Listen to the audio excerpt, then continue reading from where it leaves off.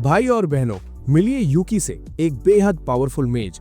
पर इसकी स्टोरी में एक ऐसा ट्विस्ट आया जिसने सब कुछ पलट कर रख दिया। बेचारा एक भयानक कॉन्फ्रंटेशन में फंसा और नतीजा मेमोरी लॉस। अब वो इधर उधर भटक रहा है, कंफ्यूज्ड है कि चल क्या रहा है, पर उसके अंदर कुछ तो हलचल हो रही है। नाम भूल गया, पास्ट भूल गया और अपनी पावर्स भी, मतलब टोटल जीरो पर आ गया बंदा। पर उसका फाइटिंग स्पिरिट अभी मरा नहीं है बॉस। हर एक नई मुसीबत उसे उस फैसले के करीब ले जा रही है जो उसके दिमाग में कहीं गहरा दबा है। जो भी रास्ते में आएगा उसे ढेर कर देना है, भले ही उसे ये ना याद हो कि वो खुद कौन है। जब उसकी मेमोरी चली गई तो रूलर अहिद ने उसे वापस जमीन पर भेज दिया, जैसे उसे लाइफ में एक न्यू चांस दे रहे हों। उसके साथ एक गाइड है जिसका मिशन एकदम सिंपल है, यूकी की यादों को एक एक करके वापस लाना, बिना किसी प्रेशर के। कोकोरो, उसकी असिस्टेंट, उससे मिलने जा रही थी और उसके दिमाग में ढेर सारे सवाल चल रहे थे। तभी एक सुंदर सी खिड़की के पास से गुजरते वक्त, जो धूप में चमक रही थी, उसे एक बड़ा अजीब नजारा दिखा। यूकी एक पहाड़ी पर बेहोश पड़ा था। हवा उसके कपड़ों को सहला रही थी और दो कुत्ते उसे ऐसे परेशान कर रहे थे जैसे वो कोई खिलौना हो। कोकोरो ने बिना देर किए दौड़ लगाई, उन्हें वहां से भगाया और यूकी को उठाने की कोशिश की। जब उसने आंखें खोली तो उसने सबसे पहले एक शांत चेहरा और एक प्यारी सी स्माइल देखी। उसने यूकी से कहा कि वो उसे पूरा सपोर्ट और इमोशनल एनकरेजमेंट देगी और वो अकेला नहीं है, चाहे उसे ऐसा ही क्यों ना लग रहा हो। यूकी ने चारों तरफ ऐसे देखा जैसे कोई बच्चा पहली बार दुनिया देख रहा हो। वो समझने की कोशिश कर रहा था कि वो है कौन और यहाँ कैसे पहुंचा। तो कोकोरो ने उसे समझाया कि उसे सिर्फ मेमोरी लॉस नहीं हुआ है, बल्कि उसकी लाइफ की बहुत सी बातें उसके दिमाग से फिनिश हो चुकी हैं और जो कुछ उसके साथ हुआ है इसके बाद ये नॉर्मल है। पर इससे पहले कि उनकी बातें आगे बढ़ती, वो दो कुत्ते फिर से टपक गए, इस बार ज्यादा गुस्से में और भौंकते हुए। तब कोकोरो ने यूकी से लड़ने को कहा, सिर्फ उन्हें भगाने के लिए नहीं, बल्कि इसलिए क्योंकि शायद उसका शरीर वो याद कर ले जो उसका दिमाग भूल चुका है। लेकिन भाई, ये कॉन्फ्रंटेशन वैसा नहीं रहा जैसा सोचा था। यूकी उन कुत्तों से हार गया, उसका कंफ्यूजन और बढ़ गया और उसे लगा कि वो इतना कमजोर है कि उसे ये भी नहीं पता कि हिलना कैसे है। इस मोमेंट पर कोकोरो को थोड़ा गिल्टी फील हुआ, क्योंकि उसने बेचारे को लड़ाई में धक्का दे दिया था, जबकि वो अभी भी पूरी तरह डिसोरिएंटेड था। इसके बाद वो उसे लुसौल सिटी ले गई, एक ऐसी जगह जो लाइफ और रंगों से भरी हुई थी। उसने समझाया कि यहाँ इंसान और अलग अलग रेसेस के लोग शांति से साथ रहते हैं और ये उसके लिए एक न्यू बिगिनिंग हो सकती है। गलियों में शोर था, वेंडर्स चिल्ला रहे थे और खाने की खुशबू हर तरफ थी, मतलब फुल ऑन मार्केट वाइब्स। अचानक यूकी एक मिठाई की दुकान के सामने रुक गया और उसकी आंखें ऐसे चमकी जैसे उसे कोई खजाना मिल गया हो। कोकोरो ने स्माइल किया और उसे एक गोल्ड कॉइन दिया ताकि वो जो चाहे खरीद सके। पर क्योंकि उसकी मेमोरी गुल थी और उसे पैसों की वैल्यू नहीं पता थी, उसने कॉइन को ऐसे काटा जैसे वो उसे टेस्ट कर रहा हो, भाई असली गोल्ड है या नहीं। कोकोरो को ये अजीब लगा, फिर उसने शांति से समझाया कि पैसों की वैल्यू क्या होती है और लोग इसे कैसे यूज करते हैं। ये समझने के बाद यूकी ने तय किया कि वो दोनों के लिए मिठाई खरीदेगा, जैसे वो उस मोमेंट को उसके साथ शेयर करना चाहता हो, भले ही उसे अपने बारे में कुछ याद ना हो। उसके बाद वो एक मुसाफिर खाने गए कमरा ढूंढने, पर क्योंकि उनके पास पैसे कम थे, उन्हें कुछ और जुगाड़ सोचना पड़ा। यूकी ने सजेस्ट किया कि वो खुले आसमान के नीचे कैंप करेंगे। तारों से भरे आसमान के नीचे बैठकर वो आराम करने की कोशिश करने लगे। पर किस्मत देखो, वहां भी वो दो कुत्ते वापस आ गए और फिर से हमला कर दिया, जैसे वो यूकी का पीछा ही ना छोड़ना चाहते हो। सूरज उगते ही वो एडवेंचरर्स गिल्ड पहुंचे, एक बड़ी बिल्डिंग जहां ढेर सारे लोग एडवेंचर के सपने लेकर आए थे। क्रीम ने एक प्रोफेशनल स्माइल के साथ उनका स्वागत किया और उन्हें क्वेस्ट बोर्ड की तरफ ले गई, जहां ढेर सारे पेपर्स लगे थे। कोकोरो को लुसौल में एक ड्रैगन मारने की क्वेस्ट मिली और वो बहुत एक्साइटेड हो गई, पर कैरन ने उन्हें समझाया कि उनकी हालत देखते हुए ये काफी डिफिकल्ट है। इसके बजाय उसने अजीब रुइंस से मशरूम इकट्ठा करने की क्वेस्ट दी। ठीक उसी समय पेकोरीन नाम की एक लड़की झरने के नीचे नहा रही थी और पानी धूप में चमक रहा था। अचानक उसे दो लड़कों के रोने की आवाज आई। वो उनकी मदद के लिए भागी, पर पता चला कि एक तो मरने का नाटक कर रहा था और दूसरा एक मॉन्स्टर की तरफ इशारा कर रहा था जिसने उन पर हमला किया था।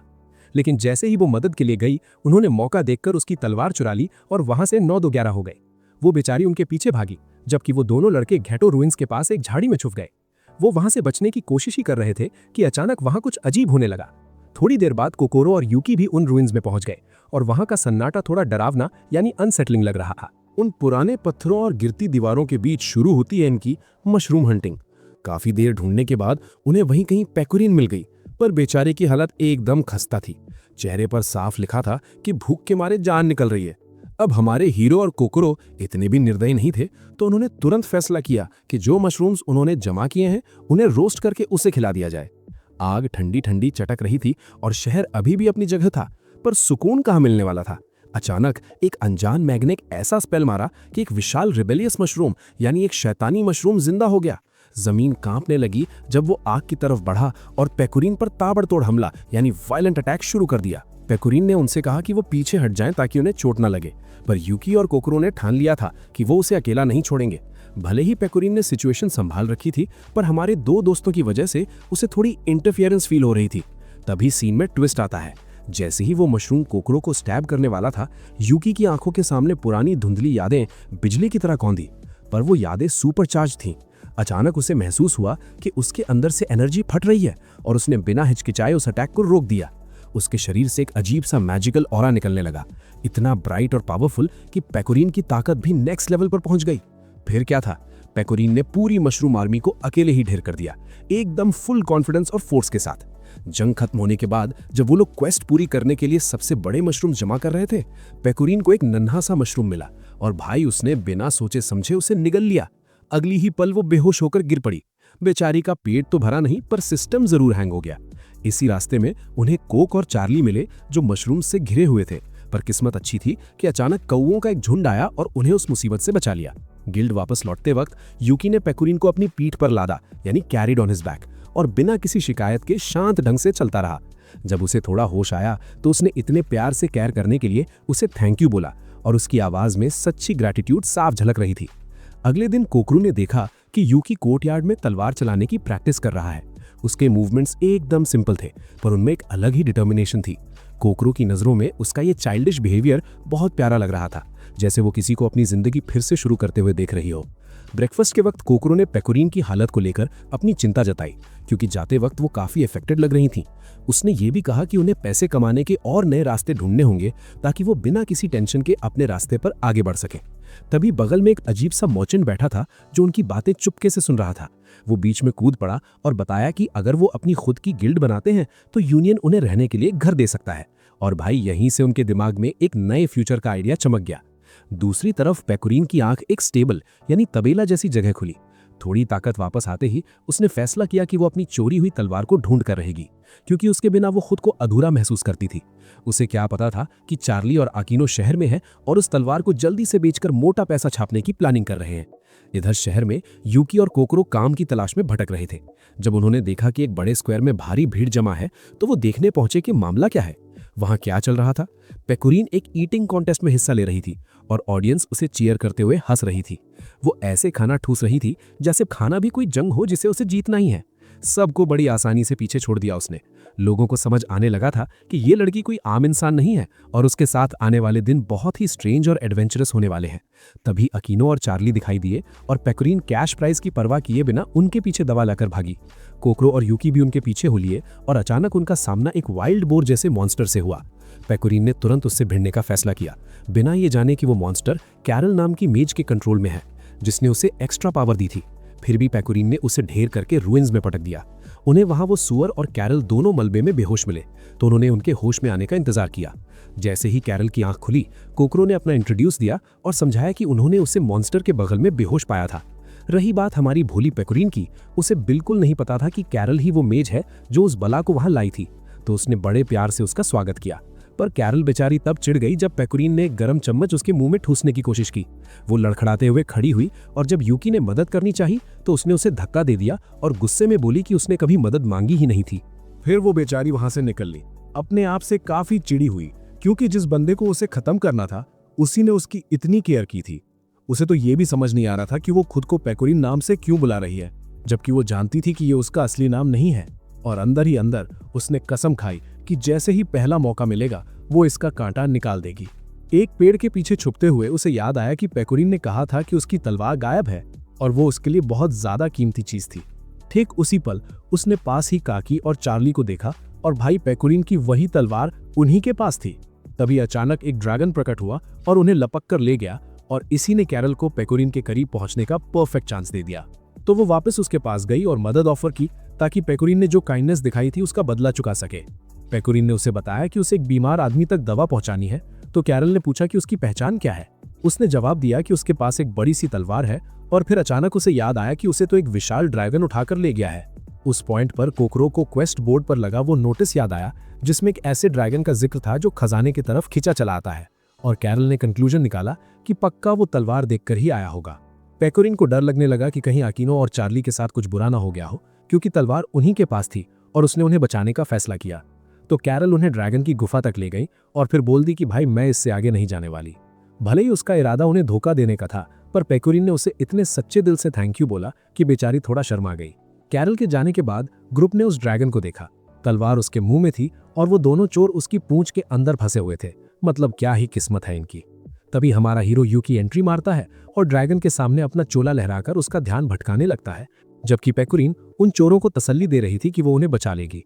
ड्रैगन को गुस्सा आ गया और उसने अपने जबड़े यूकी पर कस दिए, जिससे वो एक मोमेंट के लिए डिस्ट्रैक्ट हो गया और पेकोरिन ने मौका देखकर उसकी पीठ पर छलांग लगा दी और उसके सर तक चढ़ गई। जैसे ही वो ऊपर पहुंची, कैरल वापस आई और अपना जादू चलाकर ड्रैगन को कंट्रोल करने लगी और फिर ऑर्डर दिया कि खत्म कर दो इस पेकोरिन को। ड्रैगन ने अपना सर एक पथरीली चट्टान से दे मारा और दूर उड़ने लगा, पर पेकोरिन ने तलवार को पकड़े रखा जो अभी भी उसके मुंह में फंसी थी। आखिर में उसकी पकड़ छूट गई, पर नीचे गिरने से ठीक पहले उसने अकीनो के घने बालों को पकड़कर खुद को बचा लिया। जब कैरल ने यह देखा तो उसने ड्रैगन का कंट्रोल लूज कर दिया और वो मॉन्स्टर पागलों की तरह खुद को झटकने लगा, ये सोचकर कि अब तो पेकोरिन का गेम ओवर तय है। पर यूकी ने अपने क्लोक का यूज करके ड्रैगन की आंखों को एक मोमेंट के लिए ढक दिया और इसी ने पेकोरिन को अपनी ताकत इकट्ठा करने और हवा में ही वार करने का चांस दे दिया। उसने अपनी पूरी जान लगाकर सीधा उसके सर पर हिट किया, जिससे ड्रैगन नीचे गिरा और सीधा कैरल के ऊपर ही क्रैश हो गया। लो कर लो बात, दुश्मन पर ही गिर गया। जैसे ही कैरल का जादू खत्म हुआ, ड्रैगन ने चोरों को छोड़ दिया और उस पर हमला करने ही वाला था, पर पेकोरिन अपनी तलवार लेकर उसकी ढाल बन गई। जैसे ही तलवार उसके हाथ में आई, उसके चारों तरफ एक पवित्र शक्ति चमकने लगी और उसने सिर्फ एक वार में उस ड्रैगन का कीमा बना दिया। जंग खत्म होने के बाद कोकरो ने यूकी के जख्मों का इलाज किया और रिक्वेस्ट की कि अगली बार इतने रेकलेस मत बनना। उसी वक्त पेकोरिन ने कैरल का हाथ पकड़ा और मदद के लिए शुक्रिया अदा किया। बेचारी को तो ये तक नहीं पता था कि वो तो शुरू से उसे एक जाल में फंसा रही थी। उस रात उन्होंने अकीनो और चार्ली को विदा किया और उसके बाद पेकोरिन ने कैरल को लंच पर बुलाया। कैरल ने अकड़ दिखाते हुए कहा कि उसे भूख नहीं है, पर उसके पेट की गुड़गुड़ ने उसकी पोल खोल दी, तो बेचारी को हाँ कहना ही पड़ा। थोड़ी देर में पेकोरिन बेहद खुश दिख रही थी, क्योंकि इतने लंबे टाइम तक अकेले सफर करने के बाद आखिरकार उसे दोस्त मिल गए थे, और यही वो बात थी जिससे कैरल को अपने बुरे प्लान के लिए गिल्टी फील होने लगा। पेकोरिन ने सजेस्ट किया कि उन्हें अपनी खुद की एक गिल्ड बनानी चाहिए ताकि वह साथ काम कर सकें और दुनिया का सबसे लजीज खाना ढूंढ सकें। कोकरो और यूकी तुरंत मान गए, पर जब उन्होंने ये आइडिया कैरल के सामने रखा तो वो बोली कि उसे किसी की मदद की जरूरत नहीं है और जाने लगी। फिर भी वो रुकी ताकि पेकोरिन का बनाया हुआ ओनिगिरी चख सके, और भाई उसका स्वाद देखकर तो वो एकदम सन्न रह गई, क्योंकि वो वाकई लाजवाब था। उसके बाद से कैरल हमेशा पेकोरिन की ताकत के बारे में सोचती रहती थी, पर उसे पूरा यकीन था कि वो कभी ना कभी उसकी वीकनेस ढूंढकर उसे एलिमिनेट कर ही देगी। अगले दिन उसने उसे ऑब्जर्व करना शुरू किया, पर उसे सिर्फ इतना पता चला कि ये लड़की एक अननेचुरल भूख के साथ ठूंसती है, फिर भी उसका फिगर एकदम परफेक्ट रहता है। भाई ये तो हर लड़की का सपना है। थोड़ी देर में कैरल को अकीनो और चार्ली मिले और उन्होंने उसे एक नए रेस्टोरेंट के बारे में बताया और मदद के बदले वहां दावत पर इनवाइट किया। इसी वक्त कोकरो गिल्ड एसोसिएशन गई और क्रीम से कहा कि वो एक नई गिल्ड रजिस्टर करना चाहती है। क्रीम ने इस आइडिया का बड़े उत्साह से स्वागत किया, पर कोकरो ने समझाया कि वो अभी सिर्फ एप्लीकेशन फॉर्म ले रही है, जब तक वो बाकियों को मना न ले। जब यूकी बाहर इंतजार कर रहा था, उसने देखा कि एक बीस्ट गर्ल अचानक उसके बगल में ढेर हो गई, तो वो तुरंत उसकी मदद के लिए भागा। बेचारी जोर जोर से हाँप रही थी और सांस ना ले पाने की वजह से यूकी को लगा कि शायद उसे भूख लगी है, तो उसने निकाला अपना पॉकेट स्नैक्स और उसे थोड़ा खाना दे दिया। उसी मोमेंट पर उसकी आंखों में एक अजीब सी लाल चमक दिखी। भाई ये कोई आम भूख नहीं लग रही थी। कोकोरो से मिलने के बाद यूकी पेकोरिन को ढूंढने निकल गया और उसने देखा कि हमारी स्पाई कैरल एक रेस्टोरेंट की खिड़की से चुपके से पेकोरिन को ताड़ रही है। यूकी और कोकोरो ने दबे पांव उसके पीछे जाकर उसे हेलो बोला, जिससे वो बेचारी एकदम हड़बड़ा गई। जब उन्होंने पूछा कि यहाँ क्या कर रही हो, तो उसने झूठ बोल दिया कि अरे मुझे भूख लगी थी तो बस कुछ जल्दी जल्दी खाने आई थी। कोकोरो ने तब उसे बताया कि पेकोरिन अंदर ही है और उसे अपने साथ डिनर करने के लिए इनवाइट किया। कैरल बेचारी बेमन से मान तो गई, पर जैसे ही वो लोग अंदर गए, उन्होंने देखा कि पेकोरिन, अकीनो और चार्ली तो ऐसे ठूस रहे थे जैसे सदियों से भूखे हों। जब वो वहां बैठे तो पेकोरिन ने नोटिस किया कि कैरल थोड़ी चिढ़ रही है, तो उसने अपने ही हाथ से उसे खिलाने की कोशिश की, पर भाई कैरल का तो पारा चढ़ गया। उसे समझ ही नहीं आ रहा था कि पेकोरिन उसके साथ इतना दोस्ती वाला बर्ताव क्यों कर रही है, जबकि वो तो यहाँ उसे खत्म करने आई थी। जब पेकोरिन ने उसे मेन्यू थमाया तो कैरल ने फिश एंड पोटैटोज ऑर्डर किया, पर रेस्टोरेंट में सारा माल खत्म हो चुका था। उसका गुस्सा और बढ़ने लगा और उसने गुस्से में पेकोरिन के गाल खींच दिए, क्योंकि वो अकेले ही सब साफ कर गई थी। तभी पेकोरिन ने एक बड़ा राज खोला, एक सीक्रेट मेन्यू जिसमें कीड़े मकोड़ों की वैरायटी थी। कैरल ये देखकर एकदम घिन खा गई और हालत तब और बिगड़ गई जब उसने देखा कि कोकोरो ने तो अपनी पोर्शन खत्म भी कर ली है और तारीफें कर रही है कि वाह क्या स्वाद है। अपनी इसी इरिटेशन के बीच पेकोरिन ने जबरदस्ती कैरल के मुंह में वो इंसेक्ट फूड ठूस दिया और शौक की बात ये थी कि बेचारी को स्वाद वाकई पसंद आ गया। उस पॉइंट पर पेकोरिन ने माफी मांगी कि उसने जरूरत से ज्यादा खा लिया और कहा कि दोस्तों के साथ होने की खुशी में वो थोड़ा बह गई और वादा किया कि अगली बार वो खुद पर कंट्रोल रखेगी। लेकिन कैरल अब भी कोल्ड बनी रही और जिद करने लगी कि वो कोई जानबूझकर उनके साथ नहीं आई थी और ये उनका आखिरी डिनर है। फिर भी पेकोरिन उसे ऐसे ही ट्रीट करती रही जैसे वो उसकी सच्ची दोस्त हो। तभी कोकोरो ने मौका देखकर गिल्ड का रजिस्ट्रेशन फॉर्म आगे बढ़ाया और पूछा कि क्या वो लोग उसे और यूकी को ज्वाइन करेंगे। पेकोरिन ने तो तुरंत कोकोरो को गले लगाया और यस बोल दिया, पर कैरल ने वही अपनी पुरानी रग पकड़ ली। उसने फिर से मना किया और वहां से निकल गई। पर बाहर जाकर वो इस बात से चिड़ी हुई थी कि वो उस लड़की के साथ खाना खाने के कितने करीब पहुंच गई थी जिसे उसे मारना था। उसका मुंह का स्वाद बदलने के लिए यूकी ने पास के पेड़ से कुछ फल तोड़े। ठीक तभी एक ब्लॉन्ड लड़की जिसके पास रसीले फल थे उसके पास आई और बड़े मिस्टीरियस ढंग से बोली कि ये शांति के दिन बहुत बोरिंग होते हैं, काश रूलर्स कुछ नया तमाशा शुरू करें। फिर उसने कैरल से पूछा कि क्या वो भी ऐसा ही सोचती है, पर कैरल ने साफ कह दिया कि उनके बीच कुछ भी कॉमन नहीं है और वहां से भाग ली। उस रात जब यूकी सो रहा था, कोकोरो ने गिल्ड फॉर्म पर अपना नाम लिखा और दुआ की कि काश कैरल उन्हें ज्वाइन कर ले। अगले दिन पेकोरिन ने बताया कि उसे एक रेस्टोरेंट में काम मिल गया है और वो तुरंत मान गई क्योंकि उसके पैसे खत्म हो गए थे। कोकोरो समझ गई कि इसका मतलब है कि पेकोरिन गिल्ड ज्वाइन नहीं कर पाएगी, तो उसने वो एप्लीकेशन फॉर्म अपने पीठ पीछे छुपा लिया। फिर वो लोग रेस्टोरेंट गए उसे काम करते देखने और वहां यूकी ने बड़े प्यार से कोकोरो को अपने हाथ से खिलाया ताकि उसका मूड ठीक हो सके। भाई फुल कैरिंग मोड ऑन। तभी वहां 3 नन्ही लड़कियां आई, मिसोगी, मिमी और क्योका, और वो थोड़ी नाराज लग रही थी। पेकोरिन ने बड़ी सी स्माइल के साथ उनका स्वागत किया। जब वो मिल्क शेक्स पी रही थी तो पेकोरिन ने पूछा कि क्या वो यहाँ नहीं है। उनमें से एक ने जवाब दिया कि वो लूसो नाम की गिल्ड से है, पर क्योंकि वो बहुत छोटी हैं, उनकी गिल्ड अभी तक ऑफिशियली रजिस्टर नहीं हुई है। फिर उन्होंने पेकोरिन से कुछ बढ़िया डिश रेकमेंड करने को कहा तो उसने अपनी फेवरेट डिश बता दी। उसी वक्त कैरल को उसके हिज मेजेस्टी से नए ऑर्डर्स मिले। अब उसे पेकोरिन को मारने की जरूरत नहीं थी, अब उसका काम सिर्फ उस पर नजर रखना था। उन्होंने ये भी कहा कि वो अभी तक उस प्रिंसेस नाइट की ताकत को पूरी तरह से संभाल नहीं पाई है जो उन्होंने उसे दी थी, और उसे गाइडेंस ऑफर की। थोड़ी देर बाद कैरल ने देखा कि पेकोरिन उन लिटिल लिरिकल की लड़कियों को कीड़े खिला रही है। उसने तुरंत प्लेट उसके हाथ से छीनी और पूछा कि ये क्या बदतमीजी कर रही हो। पेकोरिन ने समझाया कि वो वहां कोई वेट्रेस नहीं है। इससे पहले कि कैरल कुछ समझ पाती, कोकोरो वहां गिल्ड रजिस्ट्रेशन फॉर्म लेकर पहुंच गई और पेकोरिन को ज्वाइन करने को कहा। कैरल ने पहले तो नो बोला, पर अचानक उसे याद आया कि असलियत में तो उसका मकसद शुरू से यही था कि गिल्ड ज्वाइन करके उन पर स्पाई करे। लेकिन इससे पहले कि वो कुछ बोल पाती, एक गुंडा अचानक रेस्टोरेंट के अंदर घुसा और सीधा इकारी से भिड़ गया। उसने पूरी टेबल पर कब्जा कर लिया और जोर जोर से खाने की डिमांड करने लगा। जब रेस्टोरेंट का ओनर उसके पास गया तो उसने 1 सेकंड में उसका हाथ तोड़ दिया, पर पेकोरिन उससे भिड़ने के बजाय अपने काम पर फोकस रही और बड़े शांत ढंग से उसका ऑर्डर लेने पहुंच गई। भाई ये तो कस्टमर सर्विस का अलग ही लेवल है। पेकोरिन ने किचन में एंट्री मारी और बड़े ही शानदार स्किल्स के साथ अकेले खाना बनाना शुरू कर दिया, और थोड़ी ही देर में उसने उस गुंडे के सामने अपनी डिश सर्व कर दी। वो बंदा बिना चखे ही ये मानकर बैठा था कि वो उसे परेशान करके रहेगा और इस रेस्टोरेंट को बंद करवा के किसी दूसरी कंपीटिंग एस्टेब्लिशमेंट को फायदा पहुंचाएगा। पर जैसे ही वो खाना शुरू करने वाला था, कैरन ने उसे रोका और डिश पर थोड़ा नींबू निचोड़ने को कहा, और भाई नींबू पड़ते ही खाना एक अजीब तरह से चमकने लगा। जैसे ही उसने पहली बाइट ली, वो पूरी तरह हिल गया। उसका दिमाग कह रहा था कि बोल दे खाना बकवास है, पर अपने अंदर की लड़ाई के बाद उसने मान ही लिया कि ये उसकी जिंदगी की सबसे बेहतरीन डिश थी। पर अगले ही पल उसकी पुरानी जिद वापस आ गई। उसने प्लेट पटक दी और चिल्लाया कि टेस्ट एकदम घटिया है। मतलब हिपोक्रेसी की भी हद होती है। अब पेकोरिन का सब्र टूट गया। उसने अपना काइंड बिहेवियर साइड में रखा और उस बदतमीज को रेस्टोरेंट से बाहर फेंक दिया, और मन ही मन सोचने लगी कि शायद इन एडवेंचर्स ने उसे थोड़ा मैच्योर बना दिया है। इसके बाद कैरल ने वो गिल्ड रजिस्ट्रेशन फॉर्म उठाया और उस पर अपने साइन कर दिए, जिसके बाद क्रीम ने उन चारों के फॉर्म पर अप्रूवल की स्टैंप लगा दी। जब वो अपने नए गिल्ड हाउस की तरफ बढ़ रहे थे, पेकोरिन ने ऐलान किया कि उनका गोल दुनिया का सबसे लजीज खाना ढूंढना और उसे साथ मिलकर एंजॉय करना है, और आज से उन्हें गॉर्मे गिल्ड के नाम से जाना जाएगा। जब वो गिल्ड हाउस पहुंचे तो पेकोरिन नई एडवेंचर शुरू करने के लिए सुपर एक्साइटेड थी, पर पहले उस घर को रहने लायक यानी लिवेबल बनाना जरूरी था। उन्होंने क्रीम से पूछा कि ये घर इतना पुराना और कबाड़ सा क्यों दिख रहा है, तो उसने बड़ा स्मूथ जवाब दिया कि सारे साफ सुथरे घर खत्म हो चुके थे। पेकोरिन ने पूछा कि क्या इस घर में पहले कभी कुछ अजीब हुआ है, तो कैरल ने धीरे से फुसफुसाया कि शायद यहाँ भूत हो सकते हैं।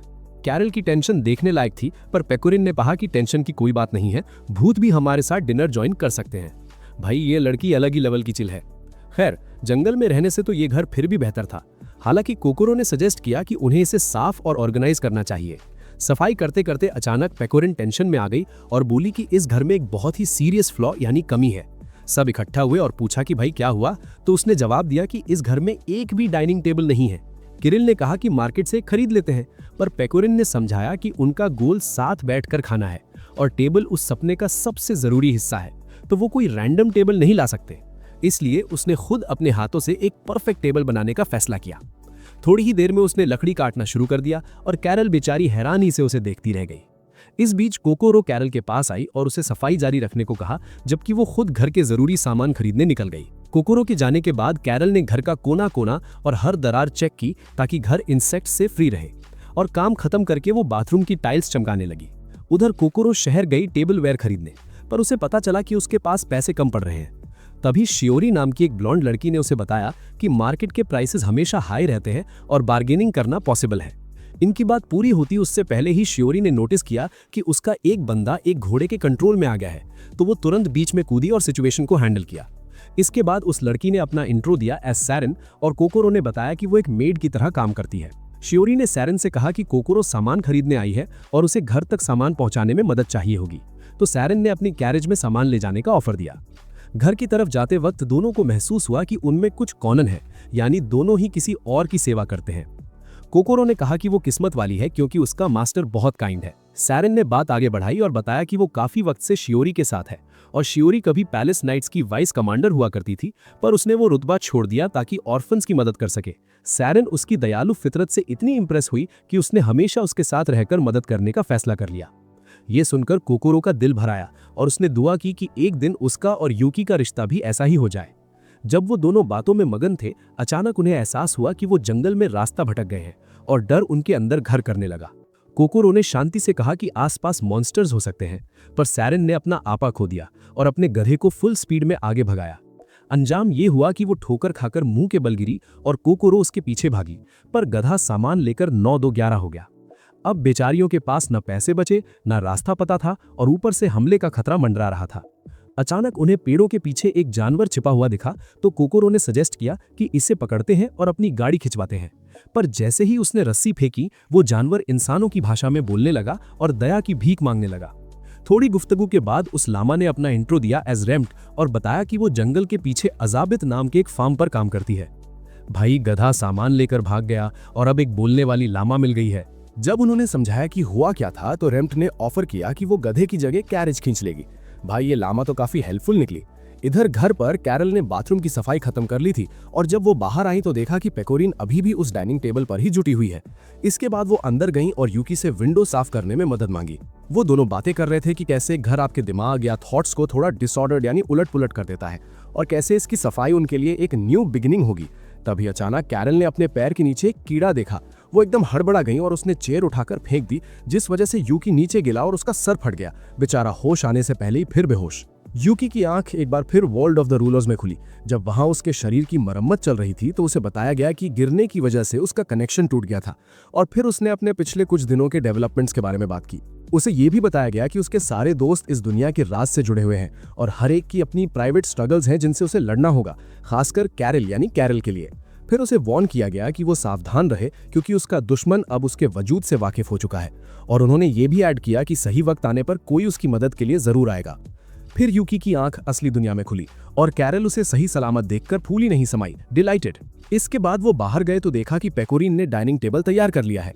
उसने उनसे मदद मांगी ताकि टेबल अंदर ले जा सके, पर भाई वो टेबल तो मेन दरवाजे से भी ज्यादा चौड़ा निकला। नतीजा ये हुआ कि उन्हें उसे फिर से खोलना पड़ा। दूसरी तरफ रेम्ट जंगल के रास्ते कोकोरो और सरेन की कैरेज खींच रही थी जब अचानक ढेर सारे हथियार बंद बैंडिट्स प्रकट हुए और उन्हें रोक लिया। उन्होंने डिमांड की कि अगर सेफ निकलना है तो गधा उनके हवाले कर दो। जैसे ही रेम्ट को समझ आया कि वो उसकी बात कर रहे हैं, उसका दिमाग घूम गया। उसने अपनी तलवार निकाली और एक ऐसा भयानक अटैक किया कि वो सारे गुंडे हवा में उड़ते हुए नजर आए। इस जंग के बाद रेम्ट ने एक ऐसा फल खाया जिससे उसका शरीर चमकने लगा और वो एक बीस्ट गर्ल में बदल गई। उसने समझाया कि एक मेटामोराबिले खाने से वो सबकी तरह ह्यूमन फॉर्म ले सकती है। भाई, क्या ही कूल ट्रांसफॉर्मेशन है। सूरज ढलते तक पेकोरिन और बाकियों ने पूरी सफाई खत्म कर ली थी और कैरल ने नोटिस किया कि कोकोरो अभी तक मार्केट से वापस नहीं आई है। पर ठीक सही वक्त पर कोकोरो एक बड़ा सा बैग लेकर पहुंची और जैसे ही उसने अंदर कदम रखा उसे घर एकदम साफ और सुथरा दिखा। फिर उसने वो डाइनिंग टेबल देखा जो पेकोरीन ने बनाया था और उस पूरे नजारे ने उसके दिल में एक अजीब सा सुकून भर दिया। उस रात जब घर पूरी तरह तैयार हो गया, पेकोरीन ने टेबल पर लजीज खाना सजाया और वो सब साथ बैठकर एंजॉय करने लगे। कुछ दिनों बाद यूकी बीमार पड़ गया क्योंकि नहाने के बाद उसने अपने बाल नहीं सुखाए थे। Classic hero mistake. कोकोरो ने उसके माथे पर गीली पट्टियां रखी जबकि पेकोरीन चावल का बोल लेकर आई, पर हमेशा की तरह उसने गरम चम्मच सीधा उसके मुंह में ठूस दिया जिससे उसे बहुत तेज दर्द हुआ। जब कैरल ने यह देखा तो वो बोली कि इसे जरूरत से ज्यादा स्पॉइल्ड बनाया जा रहा है, इसे थोड़ा टफन अप होना चाहिए और ताकतवर बनना चाहिए। फिर भी जैसे जैसे यूकी की हालत बिगड़ी, कैरल खुद अनसेटल्ड महसूस करने लगी और उसने कोकोरो से कहा कि जल्दी कुछ करो। कोकोरो ने तुरंत उसके लिए एक बुखार की दवा तैयार की, पर कैरल की फट गई जब उसने देखा कि कोकोरो उसमें कीड़े लिला रही है।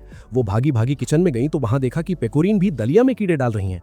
उस पॉइंट पर उसे एहसास हुआ कि उसके आसपास के सब लोग कीड़ों के पीछे पागल हैं। वो उनकी इस बेवकूफी और मजाक से पूरी तरह तंग आ चुकी थी। कैरल ने जबरदस्ती उनसे यूकी को एक असली हॉस्पिटल ले जाने को कहा। वहां उन्हें नानाका नाम की एक नर्स मिली जिसने एक चुड़ैल जैसे कपड़े पहने थे। जब वो एग्जामिनेशन रूम में गए तो कैरल ने नोटिस किया कि नर्स और डॉक्टर दोनों मेडिकल स्टाफ से ज्यादा फैशन मॉडल्स लग रहे थे। पर पेकोरीन ने उसे समझाया कि डोंट जज a book by its cover. फिर भी कैरल अपनी बात पर अड़ी रही कि ये सब कुछ बहुत अजीब है। डॉक्टर ने यूकी की बॉडी पर छोटे लाल निशान देखे और नानाका से कहा कि इसे सर्जरी के लिए तैयार करो। बेचारी कैरल को झटका लगा और इससे पहले कि उन्हें कुछ समझ में आता, यूकी को ऑपरेटिंग रूम में ले जाया गया जबकि वो बाहर पैनिक में खड़ी रही। उसी वक्त कोकोरो ने एक स्पेल मारा ताकि यूकी ताकतवर हो जाए और उसके बचने के चांसेस बढ़ जाएं। अचानक ऑपरेटिंग रूम से चीखने की आवाजें आने लगी।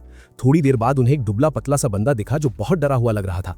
उन्हें जल्द ही समझ आ गया कि ये वही सुपरवाइजर ऑफ डिसऑर्डर है, वो मोटा बंदा जो पहले रेस्टोरेंट में शिकायत करने आया था। पेकोरीन ने पूछा कि भाई तू इतना सूखा क्यों गया है, पर जवाब देने के बजाय उसने बताया कि उन्हें यहाँ से तुरंत भागना होगा क्योंकि ये हॉस्पिटल नहीं बल्कि एक जेल है।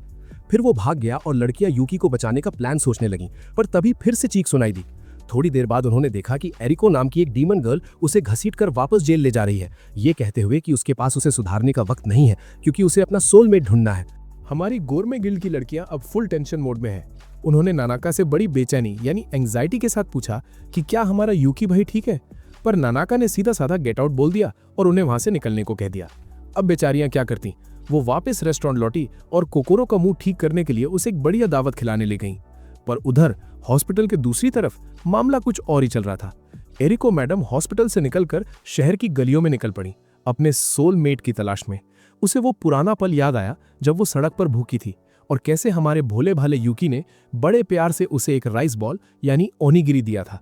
बस तभी से उसने अपने दिमाग में ये बात बैठा ली कि वही उसका मिस्टर परफेक्ट है जिसके लिए वो बनी है। तभी अचानक उसे एक फॉर्चून टेलर यानी भविष्य बताने वाले का टेंट दिखा और वो तुरंत अंदर घुस गई। वहां उसे पता चला कि वो बहुत जल्द अपने सोलमेट से मिलने वाली है। भाई ये सुनते ही उसकी दीवानगी और भी गहरी हो गई। इसके बाद वो पूरे शहर में किसी नोबल क्वेस्ट पर निकल पड़ी जैसे कोई महान योद्धा हो, पर उसे मिले तो सिर्फ कुछ पिए हुए शराबी जो उसकी फॉरबिडन डिमोनिक स्ट्रेंथ को ललकार रहे थे।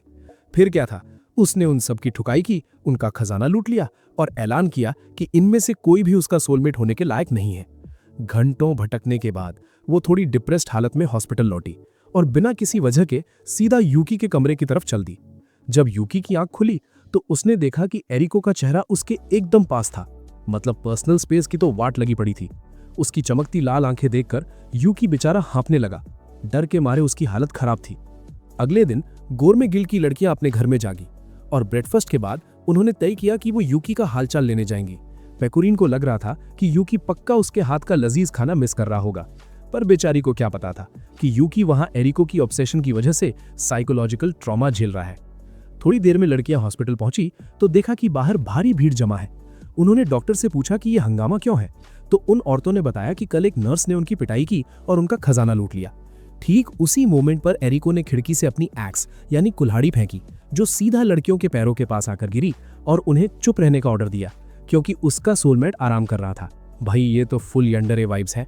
जब उन्होंने वहां से जाने से मना कर दिया तो एरिको ने उन पर एक बड़ा ही एलिगेंट पर खतरनाक हमला किया और तब उन्हें समझ आया कि ये तो वही बदनाम डिस्ट्रॉयर है। नानाका ने भी अटैक किया और अपनी असली पहचान द कलेक्टर के तौर पर बताई। और तो और आखिर में वो डॉक्टर भी उनके साथ मिल गई और अपना इंट्रो दिया एज वन आइड डीमन मित्सुकी। ये तीनों असलियत में ट्वाइलाइट कैरावन के नाम से जानी जाती हैं, जो इस दुनिया की सबसे खतरनाक और अजीब गिल्ड्स में से एक है, क्योंकि ये चोरों को किडनैप करके उन पर ह्यूमन लेबोरेटरी रैट्स की तरह एक्सपेरिमेंट्स करती हैं। अब गोरमे गिल्ड ने ठान लिया था कि वो चुपके से अंदर घुसेंगी और यूकी को इन अजीब क्रीचर से रेस्क्यू करेंगी। वो बिना किसी की नजर में आए यूकी के कमरे तक पहुंच तो गईं, पर वहां का नजारा देखकर उनके कदम वहीं थम गए।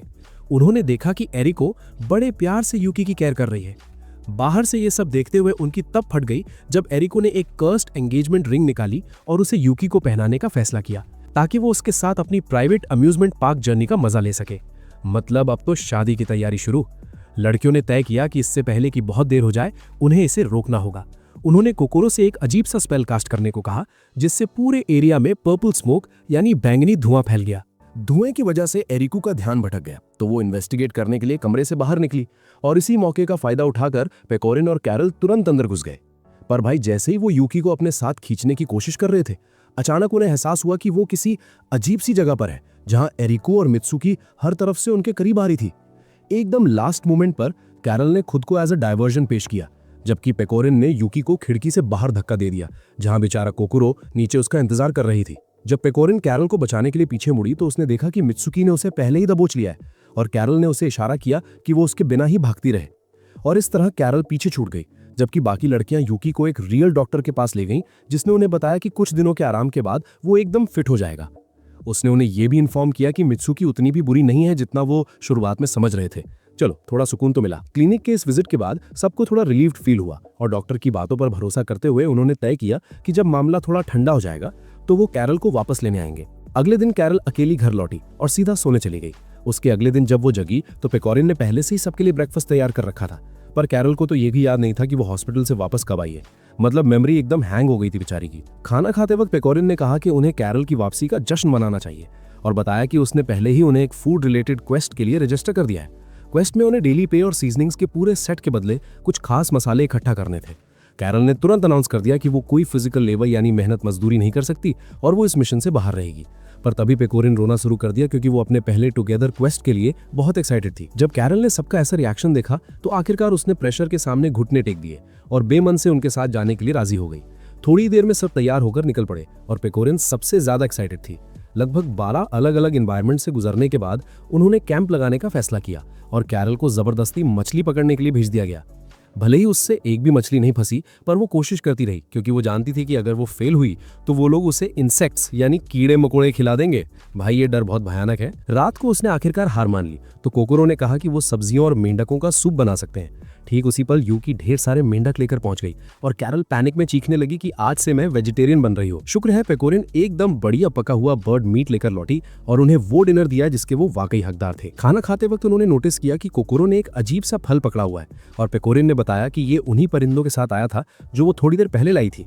क्योंकि वो फल एकदम रसीला और मीठा लग रहा था, सबने उसे दबाकर खाना शुरू कर दिया, बिना ये जाने कि ये उन्हें इंटॉक्सिकेटेड यानी नशे में डाल देगा। कैरल पर इसका असर सबसे पहले हुआ और थोड़ी ही देर में कोकोरो को छोड़कर सब अजीबोगरीब हरकतें करने लगे।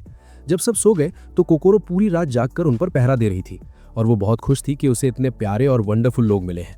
अगले दिन जब कैरल जगी तो उसका सर एकदम चकरा रहा था, तो कोकोरो ने उसे चेहरा धोने के लिए गीला टॉवल थमा दिया। अचानक उन्होंने नोटिस किया कि एक मॉन्स्टर यूकी को उठाकर ले जा रहा है और देखते ही देखते हर तरफ पैनिक फैल गया। जैसे ही वो मॉन्स्टर जंगल के बीच से भाग रहा था, उसे एक तीर लगा और वो गिर पड़ा, जिस वजह से यूकी सीधा एक पेड़ से जा टकराया। जब उसे होश आया तो उसने देखा कि एक छोटा सा पेड़ का थुंड उससे बातें कर रहा है, जो कि यूकी के पॉइंट ऑफ व्यू से बेहद अजीब था। और जब यूकी ने उस थुंड को पकड़कर जोर जोर से हिलाना शुरू किया तो पेड़ों के पीछे से एक एल्फ आर्चर निकल कर आई और उसने रिक्वेस्ट की कि उसके साथी के साथ थोड़ा जेंटल रहे। उसने अपना इंट्रो आउई के तौर पर दिया और समझाया कि उसने उस थुंड को अपना दोस्त बनाया है, क्योंकि उसका कोई असली दोस्त नहीं है। आउई के पास प्लांट्स और एनिमल्स से बात करने की एबिलिटी थी, पर उसे अभी भी इंसानों से निपटना नहीं आता था। और जब वो अपने अकेलेपन के बारे में बातें कर रही थी, यूकी फ्रेंड्स शब्द के मतलब के बारे में सोचने लगा, जिससे उसने कंक्लूड किया कि यूकी भी एक दोस्त की तलाश में है। फुल एंथुजियाज्म के साथ उसने सजेस्ट किया कि उन्हें साथ मिलकर दोस्त ढूंढने चाहिए और फिर उसने उनके साथ एक टीम बनाई जिसका नाम रखा फेयरवेल टू लोनलीनेस टीम। इधर यूकी बेचारा कंफ्यूजन में खड़ा सोच रहा था कि क्या ये लड़की अजीब फितरत के साथ पैदा हुई है या फिर कल रात इसने भी जरूरत से ज्यादा जूस पी लिया था। तभी पेकोरिन और बाकी सब उसे ढूंढते हुए वहां पहुंच गए और यूकी ने उन्हें बताया कि आउई ने ही उसकी जान बचाई है। जब वो साथ चलने लगे तो उन्होंने नोटिस किया कि आउई उनसे काफी दूर पीछे चल रही थी, क्योंकि वो एक दोस्त के रोल में उनके बीच घुसना नहीं चाहती थी। पर कैरल ने उसे याद दिलाया कि वही उन्हें रास्ता दिखाने वाली गाइड है, इसलिए उसे पीछे नहीं बल्कि सबसे आगे चलना चाहिए। भाई यूकी की टीम में एक और यूनिक कैरेक्टर जुड़ गई है, पर क्या ये फेयरवेल टू लोनलीनेस टीम वाकई कोई नया दोस्त ढूंढ पाएगी? बातों बातों में कोकोरो की नजर एक गांव पर पड़ी और वहां उनका स्वागत मिसातो नाम की एक औरत ने किया, जिसने उनसे उनकी गिल्ड का नाम पूछा। कोकोरो थोड़ा हिचकिचाई बताने में, पर हमारी पेकोरिन मैडम ने तुरंत बीच में कूदकर इंट्रो दे दिया कि वो गॉर्मे गिल्ड से है। मिसादो ने तब बताया कि वहाँ एक और गिल्ड मौजूद है जिसका नाम है अजाबिट, वही गिल्ड जिसका हिस्सा हमारी प्यारी रीमा है। उसी वक्त रीमा और उसके साथी गांव की तरफ ही आ रहे थे और उन्होंने थोड़ा आराम करने का फैसला किया क्योंकि उनमें से एक शियोरी की तबीयत थोड़ी खराब लग रही थी। पर तभी अचानक उनका सामना उन्हीं की डार्क हेजी शैडो कॉपी से हुआ और वो नकली परछाइयां उन पर हमला करने लगी। ग्रुप ने खुद को बचाने की पूरी कोशिश की, पर लड़ाई के बीच उन पर एक भयानक अटैक हुआ और वो सब जमीन पर ढेर हो गए। जब धुआं छटा तो एक तगड़ी ब्लॉन्ड औरत प्रकट हुई और अपना इंट्रो दिया एज क्रिस्टीना। उसने बड़ी चौड़ में डिमांड की कि वो सब खड़े हो जाएं और उसे एक असली फाइट दें। यानी मैडम को मजा नहीं आ रहा था। वापस लौटते हैं गांव, जहां गॉर्मे गिल्ड ने एक पिंक बालों वाली लड़की को हवा में उड़ते देखा जो सीधा जाकर एक बेल टावर से टकराई। इतना सब होने के बाद भी उसकी नींद नहीं खुली जब तक कोकोरो ने उसे जगाया नहीं। वो झट से उठी और अपना इंट्रो दिया एज हत्सुने और कहा कि वो एक आम सी लड़की है जिसे बस सोना, स्लीपिंग बहुत पसंद है। उसने समझाया कि वो भी यहाँ हार्वेस्ट मिशन के लिए आई है और वो अपनी बहन शियोरी से मिलने के लिए बेहद एक्साइटेड है, जो एलिजाबेथ पार्क में थी। उसने ये भी ऐड किया कि शियोरी काफी वक्त से बीमार रहती है और उसे किताबें पढ़ना पसंद है, इसलिए वो उसके लिए तोहफे में एक नई किताब लाई है। बिना ध्यान दिए वो अपनी गिल्ड से अलग हो गई थी। फिर अचानक उसकी हालत बिगड़ने लगी और उसकी एक शैडो कॉपी प्रकट होकर उसे उठा ले गई। उस मोमेंट पर शियोरी को वो दिन याद आए जब वो और हत्सुने साथ बैठकर वही किताब पढ़ते थे जो वो उसके लिए लाई थी। हत्सुने ने नोटिस किया था कि जब से वो उस फार्म पर आए थे, शियोरी की सेहत में सुधार हुआ था और उसने वादा किया था कि वो उसे कभी नहीं छोड़ेगी, चाहे वो फिर से बीमार क्यों ना पड़ जाए। उसी पल शियोरी का बुखार बढ़ गया तो हत्सुने ने बड़े प्यार से उसे बेड पर कवर कर दिया, जिससे शियोरी को लगा कि वो उस पर एक बोझ बन चुकी है। पर प्रेजेंट में शियोरी ने खुद को अंतरिक्ष में तैरते हुए पाया, जैसे कोई काली औरा उसे निगलने वाली हो। इधर पेकोरिन और उनकी टीम हार्वेस्ट के लिए बहुत एक्साइटेड थी और वो इस वक्त का फायदा उठाकर एक दूसरे के और करीब आ रहे थे। तभी मिसातो और आओई हत्सुने के साथ वहां पहुंचे, जिसने समझाया कि उसकी पावर्स उसे बहुत थका देती हैं, इसीलिए वो उस दिन हार्वेस्ट में हिस्सा नहीं लेगी। वो बातें कर ही रहे थे कि उन्हें किसी के चिल्लाने की आवाज आई और जब वो पीछा करते हुए पहुंचे तो उन्होंने एलिजाबेथ पार्क गिल्ड के मेंबर्स को लोगों से घिरा हुआ पाया। वो सब बुरी तरह जख्मी थे। तब माहो ने बताया कि रास्ते में उनकी अपनी ही परछाइयों ने उन पर हमला किया था और उसके बाद एक ताकतवर तलवार से वार किया गया। हत्सुने ने तुरंत शियोरी के बारे में पूछा, पर पता चला कि उस हमले के दौरान वो लोग उससे बिछड़ गए थे। उन्होंने कहा कि लड़ाई के बाद वो हिलने लायक भी नहीं बचे थे और ये सब सिर्फ रीमा की वजह से मुमकिन हो पाया, जो उन्हें मुश्किल से वहां तक खींच कर लाई थी। जब रीमा के जख्मों का इलाज कर रही थी, हत्सुने ने कुछ गांव वालों को जंगल के मॉन्स्टर्स के बारे में बातें करते सुना और अपनी बहन के लिए उसका डर, एंग्जाइटी और बढ़ गया। फिर अचानक उसने रीमा के माथे को टच करके उसकी यादें देखी और तय किया कि उसे शियोरी को ढूंढना ही होगा, इससे पहले कि बहुत देर हो जाए। उसी वक्त क्रिस्टीना जंगल में अकेली बैठी थी, जबकि सैकड़ों परछाइयां पेड़ों के पीछे से उसे ताड़ रही थी। अपने आप से किसी बड़े प्लान के बारे में बात करने के बाद उसने सारी परछाइयों को इकट्ठा किया और अपने मिशन का सेकंड फेज शुरू कर दिया। हम वापस गांव पहुंचे, जहां हत्सुने शियोरी को ढूंढने निकलना चाहती थी, पर मिसातो ने उसे अकेले जाने से मना किया। तब रीमा ने आगे बढ़कर कहा कि वो उसके साथ जाएगी ताकि वो दोनों बहनें आखिरकार फिर से मिल सकें। जब यूकी ने यह देखा तो उसने भी जाने का फैसला किया और आओई और कोकोरो को भी सर्च पार्टी ज्वाइन करने के लिए एनकरेज किया। और जब पेकोरिन ने कैरल से पूछा क्या वो उनके साथ चलेगी, तो उन्होंने नोटिस किया कि कैरल मैडम तो पहले ही वहां से 9-2-11 हो गई है। थोड़ी देर बाद जंगल में आओई को किसी अजीब चीज का एहसास हुआ तो हत्सुने हवा में उड़ी ताकि ऊपर से देख सके कि मामला क्या है। अचानक उस पर एक बेहद ताकतवर अटैक हुआ और भले ही उसने उसे ब्लॉक कर लिया, पर वो कंट्रोल खोकर नीचे गिरने लगी। जब वो जमीन पर गिरी तो उसने वहां एक अकेला तीर पड़ा देखा और जब वो पीछे मुड़ी तो उसने देखा कि शियोरी एक डरावने एक्सप्रेशन के साथ उसकी तरफ बढ़ रही है। पहले तो हत्सुने उसे देखकर खुश हुई, पर फिर उसने नोटिस किया कि शियोरी के बालों का रंग बदल रहा है और ये देखकर वो एकदम चक्कर में पड़ गई। भाई, शियोरी का ये डार्क मेकओवर तो काफी खतरनाक लग रहा है। इससे पहले कि हत्सुने कुछ समझ पाती, शियोरी ने एक काली कमान, ब्लैक बो निकाली और उस पर हमला शुरू कर दिया। भाई, सगी बहन पर निशाना। अगले ही पल एक भयानक धमाका हुआ जिसने पूरे जंगल को हिलाकर रख दिया। जब कोकोरो और बाकी सब वहां पहुंचे तो उन्होंने हत्सुने को अकेला बैठा पाया। बेचारी फूट फूट कर रो रही थी। उसे समझ ही नहीं आ रहा था कि उसकी अपनी प्यारी बहन उसे चोट पहुंचाने की कोशिश कैसे कर सकती है। तब हमारे हीरो यूकी ने आगे बढ़कर उसका हौसला बढ़ाया। तब जाकर उसने तय किया कि वो एक बार फिर अपनी बहन का सामना करेगी। उसी वक्त हमारी कैट गर्ल कैरल दुश्मन के लिए एक स्पाई का काम कर रही थी। उसे जंगल में होने वाली हर एक हलचल का पता था, पर बेचारी अपने फर्ज और दोस्ती के बीच बुरी तरह फंसी हुई थी। एक तरफ उसकी क्वीन के लिए लॉयल्टी और दूसरी तरफ पेकोरिन के साथ बिताए वो स्वीट मोमेंट्स। उसका मिशन तो सिर्फ पेकोरिन पर नजर रखना था, पर इन परछाइयों को देखकर उसे समझ आ गया कि ये पूरा गांव तबाह हो जाएगा। अचानक पेकुरिन ने उसे ढूंढ लिया और भागती हुई उसके पास आई, ये कहते हुए कि उसने कैरल के चेहरे पर उदासी नोटिस की है और वो उसे चीयर अप करने आई है। कैरल बेचारी शर्मा गई और हमेशा की तरह उस पर चिल्लाने लगी, पर पेकुरिन तो बस खुश थी कि कैरल वापस अपने पुराने सुंडरे अवतार में आ गई है। इसके बाद पेकुरिन ने उसे शियोरी को ढूंढने में मदद करने को कहा, पर तभी गांव वालों की चीखें सुनाई दी और माहौल एकदम सीरियस हो गया। पता चला कि परछाइयां गांव में घुस चुकी हैं और सबको निगलने वाली हैं।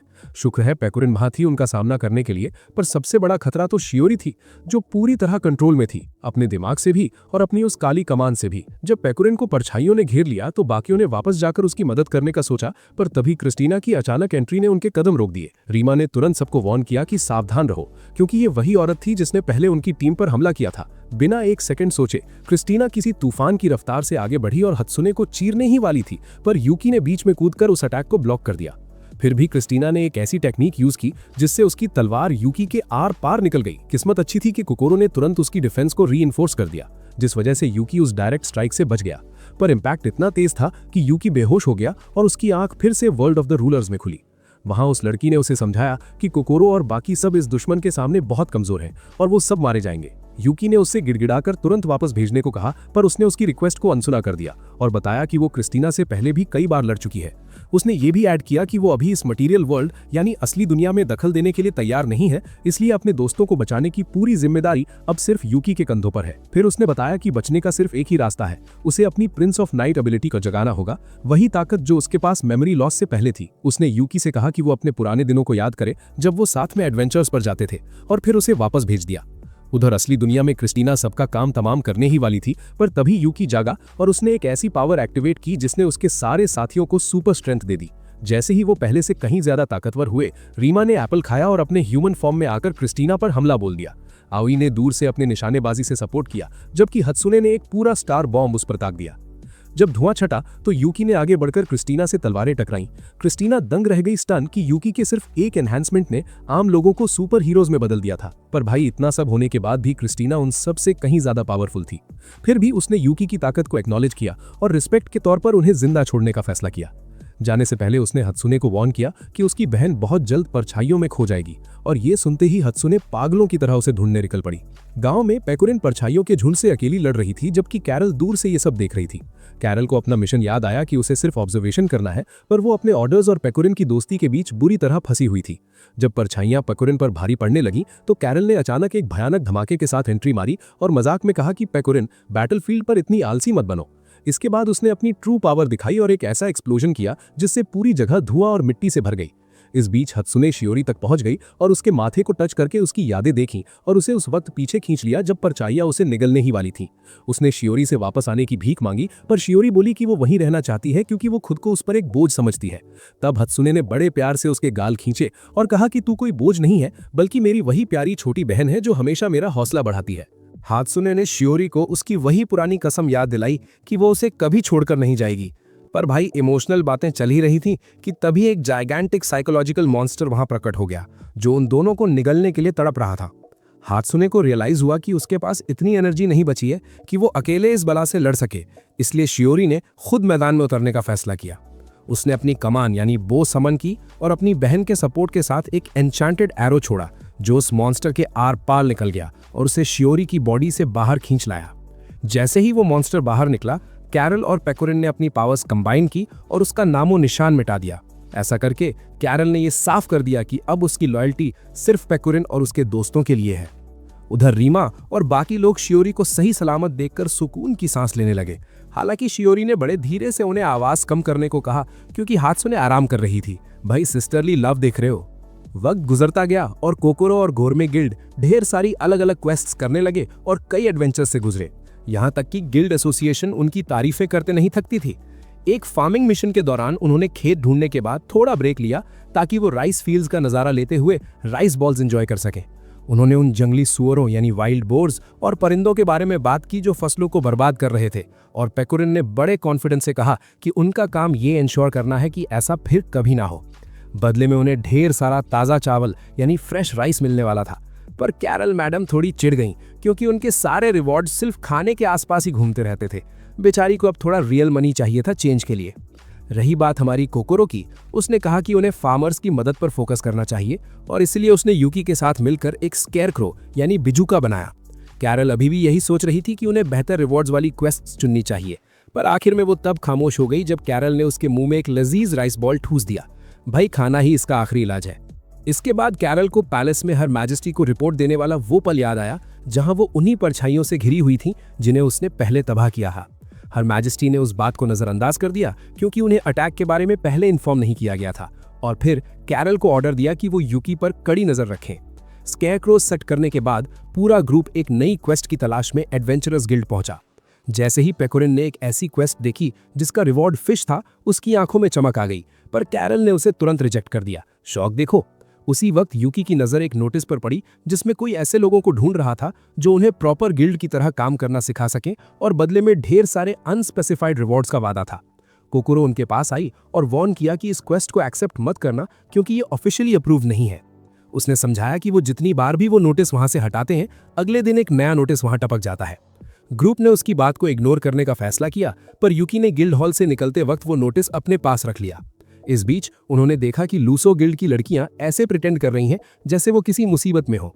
कैरल ने तुरंत ताड़ लिया कि ये सब नौटंकी है और इग्नोर करने को कहा, पर उन लड़कियों ने उनका रास्ता रोक लिया और अपनी परफॉर्मेंस जारी रखी जैसे वो किसी का भी ध्यान खींचने के लिए गिड़गिड़ाती हों। तभी मिसुगी ने यूकी के हाथ में वो नोटिस देखा और पूछा कि क्या वो उनकी मदद करने में इंटरेस्टेड है। इसके बाद जब वो एक रेस्टोरेंट में बैठे थे तो लिटिल लिरिकल की लड़कियों ने माना कि वो एक मेंटोर की तलाश में है क्योंकि उन्हें बिल्कुल आइडिया नहीं है कि गिल्ड की तरह काम कैसे करते हैं। कैरल को ये बात बिल्कुल हजम नहीं हुई और उसने पूछा कि वो एक ऑफिशियल मीटिंग में 3 ऑड लिटिल क्रीचर्स की तरह क्यों बिहेव कर रही हैं, जिस पर क्योका ने जवाब दिया कि वो लैंसोल की शांति को प्रोटेक्ट करना चाहती हैं। इन बातों ने गोरमे गिल्ड के मेंबर्स को अपने असूलों पर सोचने पर मजबूर कर दिया, क्योंकि अब तक वो सिर्फ खाने और पैसे के बारे में सोचते थे। उन्हें थोड़ा गिल्टी फील हुआ और इसीलिए वो लिटिल लिरिकल की मदद करने के लिए राजी हो गए। उस रात उन्होंने प्लानिंग शुरू की कि कैसे उन लड़कियों को अकेले क्वेस्ट्स एक्सेप्ट करने का एक्सपीरियंस दिलाया जाए। कैरल को उस मैप पर शक था जो उनके लिए बनाया गया था, पर कोकोरो ने उसे समझाया कि वो खुद को अंडर एस्टिमेट ना करे क्योंकि वो बहुत काइंड है और एक स्किल्ड टीचर भी है। उस वक्त पेकोरिन कुछ बना रही थी और जब उन्होंने पूछा कि क्या चल रहा है तो उसने कहा कि ये कल ही पता चलेगा। रही बात यूकी की, वो खजाना तैयार कर रहा था जो लड़कियों को उनकी जर्नी के एंड में मिलने वाला था ताकि उन्हें सेंस ऑफ अकम्प्लिशमेंट महसूस हो। अगले दिन पेकोरिन ने लिटिल लिरिकल की लड़कियों को इकट्ठा किया और किसी स्ट्रिक्ट गेम इंस्ट्रक्टर की तरह बिहेव करने लगी जिसे कोई पसंद नहीं करता। उसने उन्हें उस एरिया का मैप दिखाया जिस पर खजाने की लोकेशन पर एक बड़ा सा एक्स बना था। ये इंश्योर करने के बाद उनके पास जर्नी के लिए बेसिक सामान है, उसने उन्हें यूकी के साथ क्वेस्ट पूरी करने भेज दिया। कैरल मन ही मन सोच रही थी कि क्या वो वाकई सही सलामत रहेंगे, क्योंकि यूकी गाइड से ज्यादा एक बर्डन लग रहा था। पर पेकोरिन को पूरा भरोसा था कि मैप को इतना सिंप्लीफाई कर दिया गया है कि वो बेचारा भी उसे समझ लेगा। जब ग्रुप एक फोक इन द रोड यानी दोराहे पर पहुंचा तो लिटिल लिरिकल की लड़कियों ने पूछा कि किस रास्ते जाना है और यूकी की मदद मांगी, पर अंजाम वही हुआ, यूकी ने उन्हें गलत रास्ते पर भेज दिया। भाई, यूकी ने तो पहले ही मोड़ पर रायता फैला दिया है। फिर भी पेकोरिन और बाकी सब ने तय किया कि वो मामले में इंटरफेयर नहीं करेंगे। भाई, इनका टफ लव तो देखो। जैसे ही वो जंगल के रास्ते आगे बढ़े, उन पर नन्हे मकड़ों यानी स्मॉल स्पाइडर्स ने हमला कर दिया, जिससे बेचारी बच्चियां बुरी तरह डर गईं। इस सारी अफरा तफरी के बीच कोकोरो ने चुपके से यूकी से कहा कि उसने लड़कियों को गलत रास्ते पर भेज दिया है, और जब लिटिल लिरिकल पीछे मुड़ी तो यूकी ने उन्हें एक और रॉन्ग रोड पर भेज दिया। मतलब हमारा हीरो आज full on direction less mode में था। नतीजा ये हुआ कि पेकोरिन ने अपना सीक्रेट कार्ड यूज करने का फैसला किया ताकि उन्हें सही रास्ते यानी करेक्ट रूट पर लाया जा सके। थोड़ी देर बाद लिटिल लिरिकल की टीम का सामना पेकोरिन से हुआ, जो एक मैस्कॉट मॉन्स्टर का भेष बदले हुए थी। उसने उन्हें वार्न किया कि आगे मत जाओ क्योंकि रास्ता भूत प्रेतों से भरा है। पर भाई, पिछली लड़ाई के बाद लड़कियों का कॉन्फिडेंस इतना बढ़ गया था कि उन्होंने उल्टी पेकोरिन की ही थुकाई कर दी। जब वो और आगे बढ़े तो कैरल ने नोटिस किया कि वो असली रास्ते से और भी ज्यादा भटक गए हैं, और ठीक उसी पल एक असली मॉन्स्टर ने आकर यूकी को काट लिया। बेचारा, हर बार बलि का बकरा यही बनता है। लड़कियों ने उसे बचाने के लिए बड़ी बहादुरी से स्टैंड लिया, पर इससे पहले कि वो उस क्रीचर से भिड़ पाती, कैरल ने पहले ही पीछे से उसे सीक्रेटली ढेर करके यूकी और लड़कियों दोनों को बचा लिया था। इसके बाद वो और कोकोरो आगे निकल गईं और आसपास के सारे मॉन्स्टर्स का सफाया कर दिया ताकि लड़कियों को कोई खतरा ना हो। इस वजह से उन्हें थोड़ा ब्रेक मिला और उन्होंने एक छोटा सा पिकनिक मनाया। उसी वक्त वो पेकोरिन से मिली, जिसने बताया कि यूकी ने लड़कियों को सीधा एक हार्पी नेस्ट में पहुंचा दिया है, जो कि बेहद खतरनाक जगह थी। वो ये डिस्कस कर ही रहे थे कि उन्होंने देखा एक विशाल परिंदे ने यूकी को दबोचा और उसे अपने घोंसले में लेकर उड़ गया। तो लिटिल लिरिकल की नन्ही पलटन यूकी को बचाने के लिए उस चिड़िया के पीछे भागी। पर असली मुसीबत तब शुरू हुई जब उस परिंदे ने उन पर हमला करना शुरू कर दिया। जब गुरमे गिल्ड की लड़कियां घोंसले तक पहुंची तो उन्हें वहां यूकी और उसका स्केयरक्रो मिला और पता चला कि ये वही चिड़िया है जो चावल के खेतों पर हमला कर रही थी। कैरल ने उसे जादू से कंट्रोल करने की कोशिश की, पर वो तुरंत थक गई क्योंकि उसने पहले ही यूकी और लड़कियों के लिए रास्ता साफ करने में अपनी सारी एनर्जी फूंक दी थी। रही बात कोकोरो की, वो तो एक हीलर थी और उसके पास कोई ऑफेंसिव मैजिक नहीं था और पेकोरिन भूखी होने की वजह से लड़ने के लायक नहीं थी। पर जैसे ही उसने वो खाना देखा जो लिटिल लिरिकल की लीडर ने एडवेंचर के लिए तैयार किया था, पेकोरिन ने सिर्फ एक बाइट ली और उसकी ताकत रिचार्ज हो गई। सिर्फ एक सॉलिड स्ट्राइक में उसने उस परिंदे को ढेर कर दिया और जब लड़कियां होश में आईं तो उन्हें लगा कि ये महान काम उन्होंने ही किया है, चलो बच्चों का दिल रखने में क्या बुराई है। जब वो जश्न मना रहे थे तो कोकोरो ने बताया कि ऐसा करके उन्होंने अपनी क्वेस्ट पूरी कर ली है, पर अचानक उसे याद आया कि वो मंजिल से ट्रेजर यानी खजाना लाना तो भूल ही गई। तो पेकोरिन ने सिचुएशन संभालने के लिए तुरंत झूठ बोल दिया कि वो विशाल अंडा ही असली खजाना था और वो उससे एक लजीज डिश बनाएगी। पर सरप्राइज तब मिला जब अंडा अचानक फट गया और उसमें से एक नन्ही चिड़िया निकल आई जो लिटिल लिरिकल की लीडर के साथ बड़े प्यार से चिपकने लगी। भाई ये तो बोनस रिवॉर्ड हो गया।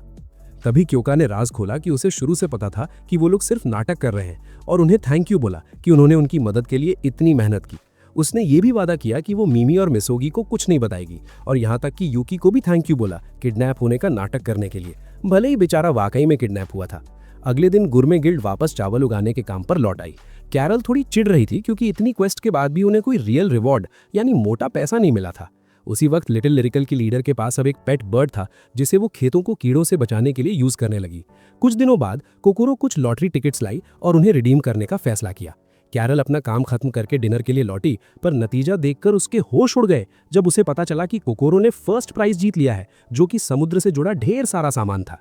उसी रात यूकी अपने कमरे में था जब कोकोरो अंदर आई और उसकी राय मांगी।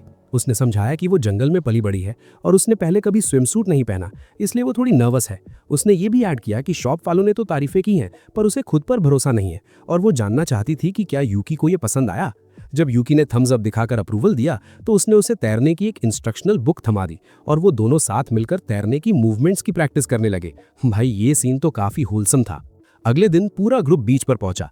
पेकोरिन हमेशा की तरह खुश थी, जबकि कैरल लोगों के सामने अपनी चार्म्स दिखाने में थोड़ी शर्म महसूस कर रही थी।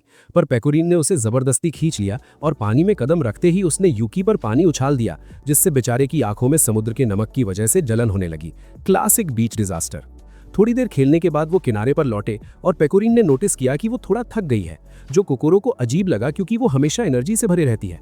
तब पेकोरिन ने बताया कि उसका असली आर्मर उसे इंक्रीज्ड एंड्योरेंस देता है, पर बदले में उसे और भी ज्यादा भूख लगती है।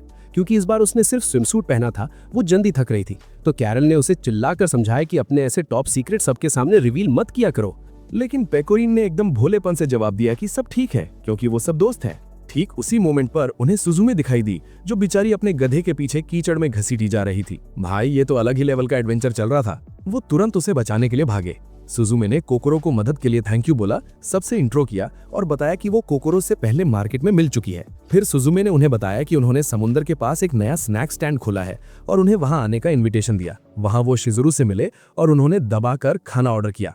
खाना खाते वक्त कैरल ने नोटिस किया कि उनके अलावा वहां एक भी कस्टमर नहीं था, जबकि ये तो बिजी आवर्स होने चाहिए थे। उन्हें ये समझने में देर नहीं लगी कि बीच पर एक दूसरे फूड स्टैंड ने सारे कस्टमर्स चुरा लिए हैं। तो टीम ने तय किया कि वो पता लगाएंगे कि आखिर लोग वहां क्यों जा रहे हैं, और उन्हें ये पता चला कि वो मर्क्यूरियस फाउंडेशन का एक स्पेशल तायाकी स्टैंड था। थोड़ी देर बाद फाउंडेशन की हेड अकीनो प्रकट हुई और बड़े घमंड से बोलने लगी कि वो लोग एमेचर्स हैं जिन्हें खाने की कोई समझ नहीं है। उसने शिजुरु से ये भी कहा कि वो उसकी सबॉर्डिनेट बन जाए ताकि जल्दी पैसे कमा सके, पर शिजुरु ने उसका ऑफर ठुकरा दिया। तभी मीफुयू की गिल्ड के एक साथी ने राज खोला कि असलियत में अकीनो पेकोरिन के साथ कोऑपरेट करना चाहती थी, पर उसकी प्राइड यानी घमंड उसे ये मानने से रोक रहा था। फिर भी अकीनो ने अपनी हॉटी लेडी वाली नौटंकी जारी रखी और पेकोरिन से कहा कि वो समर खत्म होने से पहले उनकी टीम ज्वाइन कर ले। ये सुनकर कैरल को बहुत गुस्सा आया। जब वो स्नैक स्टैंड वापस लौटे तो कैरल ने कहा कि वो अकीनो को इतनी आसानी से मनमानी नहीं करने देगी, पर शिजुरु ने उसे बड़े प्यार से समझाया कि अकीनो के बिजनेस चक्कर में वो अपनी वेकेशन खराब ना करें। फिर लड़कियों ने समझाया कि उनकी गिल्ड का मिशन ही साथ मिलकर लजीज खाना एंजॉय करना है, इसलिए स्टैंड के लिए एक न्यू मेन्यू तैयार करना उन्हें वाकई खुशी देगा। थोड़ी देर बाद वो इंग्रेडिएंट्स की तलाश में बीच पर निकल पड़े और कई घंटों की मेहनत के बाद उन्होंने कुछ ताज़ा माल यानी फ्रेश प्रोड्यूस जमा कर ही लिया। अचानक उन्हें इमरजेंसी बेल सुनाई दी तो वो किनारे की तरफ भागे और वहां उन्होंने देखा कि समुद्र में क्रैकन यानी विशाल स्क्विड ने यूकारी को दबोचा हुआ है। तुरंत पेकोरिन और कैरल ने मिलकर उसे पानी से बाहर खींचा और फिर शिज़रू ने एक फिनिशिंग ब्लो के साथ लड़ाई खत्म कर दी। भाई, फुल सिनेमैटिक एंडिंग। जब उन्होंने मामला सुलझा लिया तो वो सोचने लगे कि इस क्रैकन का क्या किया जाए। तो कोकोरो ने सजेस्ट किया कि क्यों ना इसे ही खाने में इंग्रेडिएंट की तरह यूज करें। अगले दिन स्टैंड पर कस्टमर्स की भारी भीड़ जमा थी जो उस ग्रिल्ड क्रैकन मीट को चखने के लिए बेताब थे। उधर शिज़रू और अकीनो बीच पर चिल कर रही थी, एक दूसरे के लिए रिस्पेक्ट दिखाते हुए, भले ही वो राइवल्स थीं। उसी वक्त कैरल ने अपनी गिल्ड के मेंबर्स को इकट्ठा किया और उन पर वाटर ब्रीदिंग पोशन छिड़क दिया, जिससे उन्हें बिना किसी स्पेशल कपड़ों के तैरने और कोरल रीफ्स एक्सप्लोर करने की पावर मिल गई। पानी के अंदर रहते हुए कोकोरो ने वो सब याद किया जो उसने गिल्ड ज्वाइन करने के बाद महसूस किया था, और उसने सब का क्रेडिट अपने मास्टर यूकी को दिया, क्योंकि उसके बिना ये सब कभी नहीं होता। कुछ दिनों बाद टीम वापस गिल्ड हाउस लौटी और साथ बैठकर ब्रेकफास्ट करते हुए अपनी ट्रिप की बातें करने लगी। कैरल ने कहा कि सबसे बढ़िया चीज वो स्क्विड मीट था, पर अब वो इतनी जल्दी दोबारा कोई स्क्विड नहीं पकड़ पाएंगे। उन्होंने इस बारे में भी बात की कि अब वो वाकई अलग अलग तरह का खाना ट्राई कर रहे हैं, जिसका मतलब था कि वो अपनी गिल्ड का असली गोल पूरा कर रहे हैं। थोड़ी देर बाद पेकोरिन मार्केट गई, जबकि कोकोरो और यूकी रेस्टोरेंट के ओनर को स्क्विड सैंडविचेस डिलीवर करने गए और कैरल घर की देखभाल के लिए रुक गई। जब वो वहां पहुंचे तो उन्होंने देखा कि शिरू और कुनुमी रेस्टोरेंट के ओनर का मूड ठीक करने की कोशिश कर रहे हैं, क्योंकि वो बेचारा बहुत उदास और परेशान था। जैसे ही उन्होंने यूकी को देखा, उन्होंने बताया कि ओनर बिना रुके पुडिंग बनाए जा रहा है और कई दिनों से सोया तक नहीं है। ठीक उसी मोमेंट पर यूकी की नजर परछाइयों में छुपे किसी पर पड़ी। तब एक लड़की अपने हाइडिंग प्लेस से बाहर आई और बोली कि उसका नाम शिनोबू द होली वन है। उसने समझाया कि उसने एक अफवाह सुनी थी कि एक आदमी पागलों की तरह पुडिंग बनाया जा रहा है, जैसे उस पर कोई भूत सवार हो। तो वो देखने आई थी कि ये सच है या नहीं, पर उसे वहां कोई और ही मिल गया। इसके बाद उसने अपनी गिल्ड मेट मियाको को प्रकट होने को कहा और बताया कि वही इस पोजेशन यानी भूत सवार होने की जिम्मेदार है। तब मियाको ने माना कि उसे पुडिंग खाना बहुत पसंद है, पर ओनर ने उसमें कीड़े डालना शुरू कर दिया था, इसलिए उसे मजबूर होकर उस पर कब्जा करना पड़ा ताकि वो इसे रोक सके, और फिर उसे पनिशमेंट देने के लिए पुडिंग के लिए पागल बना दिया। शिनोबू ने मियाको से कहा कि अपनी पावर्स इतनी कैजुअली यूज ना करे। फिर कोकोरो को समझाया कि मियाको असलियत में एक भूत है। भाई, रेस्टोरेंट में तो भूत का साया है, पर क्या हमारी गौरमे गिल्ड इस पुडिंग चोर भूतनी को शांत कर पाएगी? शिनोबू बेचारी तो दंग रह गई कि यूकी एक भूत को देख पा रहा है, क्योंकि उसके अलावा कोई और ऐसा कर ही नहीं सकता था। इसलिए उसने यूकी से रिक्वेस्ट की कि वो उनके साथ चलें डीमन गिल्ड के घर पर। थोड़ी देर बाद वो एक बेहद विशाल और डरावनी हवेली पहुंचे, पर वहां उन पर अकारी और योरी ने हमला कर दिया, क्योंकि उन्हें लगा कि ये कोई घुसपैठी हैं। शिनोबू ने उन्हें शांत किया और समझाया कि शायद यूकी ही वो की है जो वैम्पायर क्वीन को फिर से जिंदा करने के उसके सपने को पूरा कर सकता है। जैसे ही कोकोरो ने ये सुना, उसने तुरंत यूकी से कहा कि उन दोनों को यहाँ से निकलना चाहिए, पर भाई रास्ता तो चमगादड़ों की दीवार ने रोक रखा था। तभी एक आवाज उन्हें सुनाई दी और वो अचानक एक ऐसे कमरे में पहुंच गए जहां एक गॉथिक वैम्पायर मम्मी एक क्रिस्टल के अंदर सील थी। उसने अपना इंट्रो दिया as Iliya the guardian night और बताया कि ये क्रिस्टल तो उसकी असली ताकत का सिर्फ एक नन्हा सा टुकड़ा है। उसने कहा कि उसने अपनी निगरानी रखने वाली आंखों से यूकी की एबिलिटीज को देखा है और शायद वही वो शख्स है जिसकी उसे अपनी ताकत वापस पाने की जरूरत है। इसके बाद वो क्रिस्टल से बाहर निकली और अपनी भयानक आवाज में सबको अपने सामने झुकने का ऑर्डर दिया। पर भाई, सदियों तक कैद रहने की वजह से उसका शरीर धीरे धीरे बूढ़ा होने लगा और वो एक नन्ही बच्ची में बदल गई जो घुटनों के बल चल रही थी, पर अकड़ अब भी किसी रानी जैसी ही थी। तब शिनोबू ने समझाया कि इलिया असलियत में सारे डीमंस की रानी है और उसने प्राचीन काल में बाकी सभी रेसेस के खिलाफ जंग में उनका नेतृत्व किया था। पर एक मुश्किल युद्ध के बाद वो आखिरकार हार गई और उसे सील कर दिया गया। डीमन गिल्ड ने उस सील को तो तोड़ दिया, पर क्योंकि इलिया के पास अब कोई मैजिक नहीं बचा था, इसलिए उसका रूप इतना छोटा हो गया है। कोकोरो को डर लगने लगा कि कहीं वो यूकी को नुकसान ना पहुंचाए, पर इलिया ने उन्हें तसल्ली दी कि वो सेफ है और उसे सिर्फ यूकी की मदद चाहिए ताकि वो अपनी ताकत रिकवर कर सके। फिर उसने बड़े प्यार से अपना हाथ यूकी की चेस्ट पर रखा और रिमार्क किया कि ये तो सकुरा से भी ज्यादा निकम्मा है, जिससे सब चढ़ गए। अचानक इलिया का मैजिक खत्म हो गया और उसके अपने ही चमगादड़ नौकर उस पर हमला करने लगे, जिस वजह से यूकी को उसे अपनी गोद में उठाकर जितना हो सके उतना तेज भागना पड़ा। जब वो भाग रहा था, दोनों के शरीर चमकने लगे और जब वो रुका तो उसने देखा कि इलिया वापस अपने असली गॉथिक मम्मी रूप में आ चुकी थी और उसकी ताकत लौट आई थी। उसके बाद उसने उन नौकरों को मौत के घाट उतार दिया जिन्होंने उससे गद्दारी की थी, और आसपास के हर डीमन ने उसकी दहशत को महसूस किया। जब गिल्ड उसकी वापसी का जश्न मना रही थी, इलिया ने कसम खाई कि वो पूरी दुनिया को फतह करेगी, पर उसका ये सपना तभी टूट गया जब उसका मैजिक फिर से गुल हो गया। उस पॉइंट पर कोकोरो ने फैसला किया कि इस अफरा तफरी के बीच चुपके से निकल लेना ही बेहतर है, पर मियाको ने यूकी को खूब सुनाया। वो बोली कि यूकी की वजह से उसका सारा प्लान यानी पुडिंग बर्बाद हो गया है और अब वो उसे जिंदगी भर के लिए कर्स यानी श्राप देगी। इधर कैरल घर पर बैठी पक रही थी और बाकियों के लौटने का इंतजार कर रही है। अचानक उसने दरवाजे पर यूकी की आवाज सुनी तो उसने बड़े उत्साह से दरवाजा खोला, पर सामने इतने सारे अजनबियों को देखकर उसके होश उड़ गए। अंदर बुलाने के बाद कैरल को पता चला कि यूकी ने मियाको की पुडिंग खराब की है और अब वो चाहती है कि यूकी उसके लिए नई पुडिंग बनाए, वरना वो उसे कर्ज कर देगी। इस बीच पेकोरन ने अभी भी शॉपिंग कर रही थी जब उसने दो आदमियों को एक थिएटर की तबाही के बारे में बात करते सुना।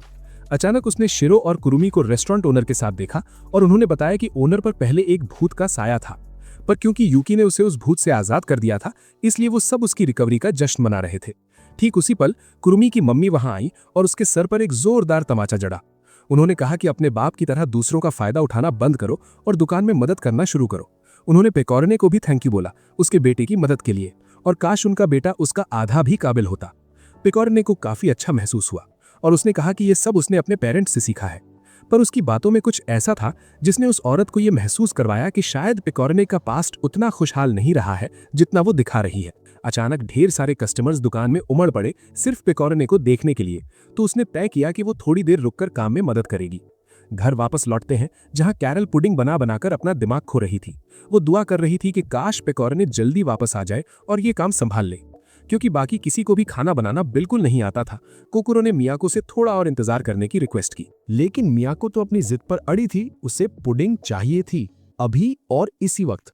उसी रात जब कुरुमी की फैमिली अपनी दुकान बढ़ा चुकी थी, उसकी मम्मी ने पेकोरिन को ढेर सारी सब्जियां दी, उसकी मदद के बदले एक छोटा सा टोकन ऑफ ग्रेटिट्यूड। पर जैसे ही पेकोरिन घर लौटी, उसने देखा कि मियाको ने उन सारी सब्जियों का पुडिंग बना डाला है और बस उसे ठूसने ही वाली थी। पेकोरिन तुरंत पूरा मामला समझ गई और उसने मियाको से वादा किया कि वो उसके लिए दुनिया का सबसे लजीज पुडिंग बनाएगी, बस शर्त ये थी कि वो उसके दोस्तों को पहले जैसा नॉर्मल कर दे।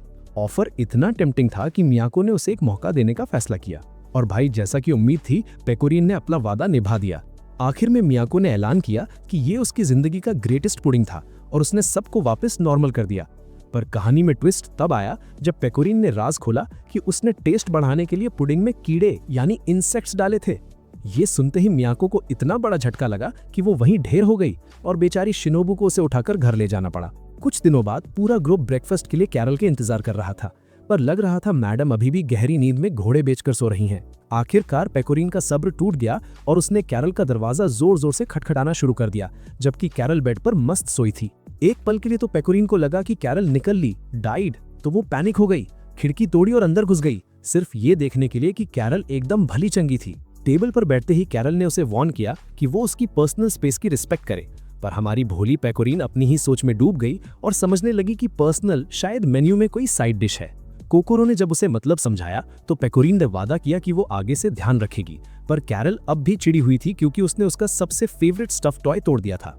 कोकोरो ने मामला संभालने की कोशिश की और कहा कि वो उसे रिपेयर कर देगी क्योंकि उसे सिलाई कढ़ाई आती है। ब्रेकफास्ट के बाद तीनों लड़कियां मार्केट निकल गई सिलाई का सामान लेने, जबकि कैरल घर की रखवाली के लिए रुक गई। जब उन्हें कोई फैब्रिक शॉप नहीं मिली तो यूकी ने सजेस्ट किया कि उन्हें अलग अलग यानी स्प्लिट अप हो जाना चाहिए, पर कोकोरो जानती थी कि ये बंदा तब भी रास्ता भटक जाएगा अगर उसके दिमाग में बिल्ट इन मैप्स फिट कर दिए जाएं। फिर भी यूकी ने दिलासा दिया कि वो संभाल लेगा और पास की किसी फैब्रिक शॉप को ढूंढने निकल पड़ा।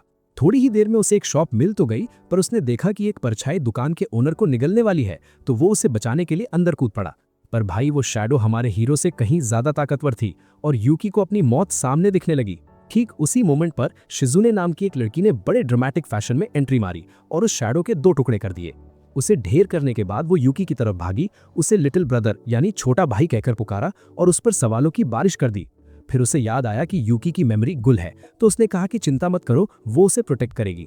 ठीक तभी एक लाल बालों वाली लड़की चिल्लाते हुए अंदर आई और शिजुने को सुनाने लगी कि उसने खुद को खतरे में क्यों डाला, क्योंकि उन दोनों को तो सिर्फ दूर से ऑब्जर्व करना था।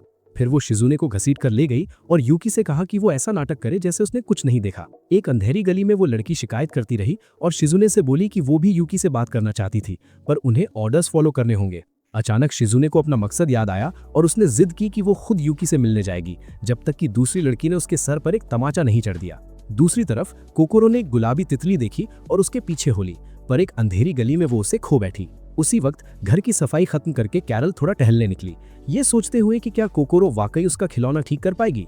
अचानक उसे एक खूबसूरत सफेद गुलाब दिखा और उसने तय किया कि वो इसे हर मेजेस्टी को तोहफे में देगी ताकि वो खुश हो जाएं। कहीं और शहर में ढेर सारी शैडोज प्रकट होने लगी थी और शिजुने ने यह खबर अपनी गिल्ड टीचर बरिस्ता तक पहुंचाई। इसके बाद यूकी बाकियों से मिल गया और भले ही उन्हें फैब्रिक शॉप नहीं मिली थी, उन्होंने तलाश जारी रखने का फैसला किया। उसी वक्त कैरल हर मेजेस्टी के पैलेस पहुंची, जहां क्वीन शैडोज बनाने में बिजी थी और उसने एक बहुत ही पावरफुल शैडो बनाई जिसके चेहरे पर मेटल मास्क था। फिर उसने उस मास्क शैडो को अपना शिकार लाने का ऑर्डर दिया और जब वो कैरल के पास से गुजरा तो कैरल का वो गुलाब मुरझा गया।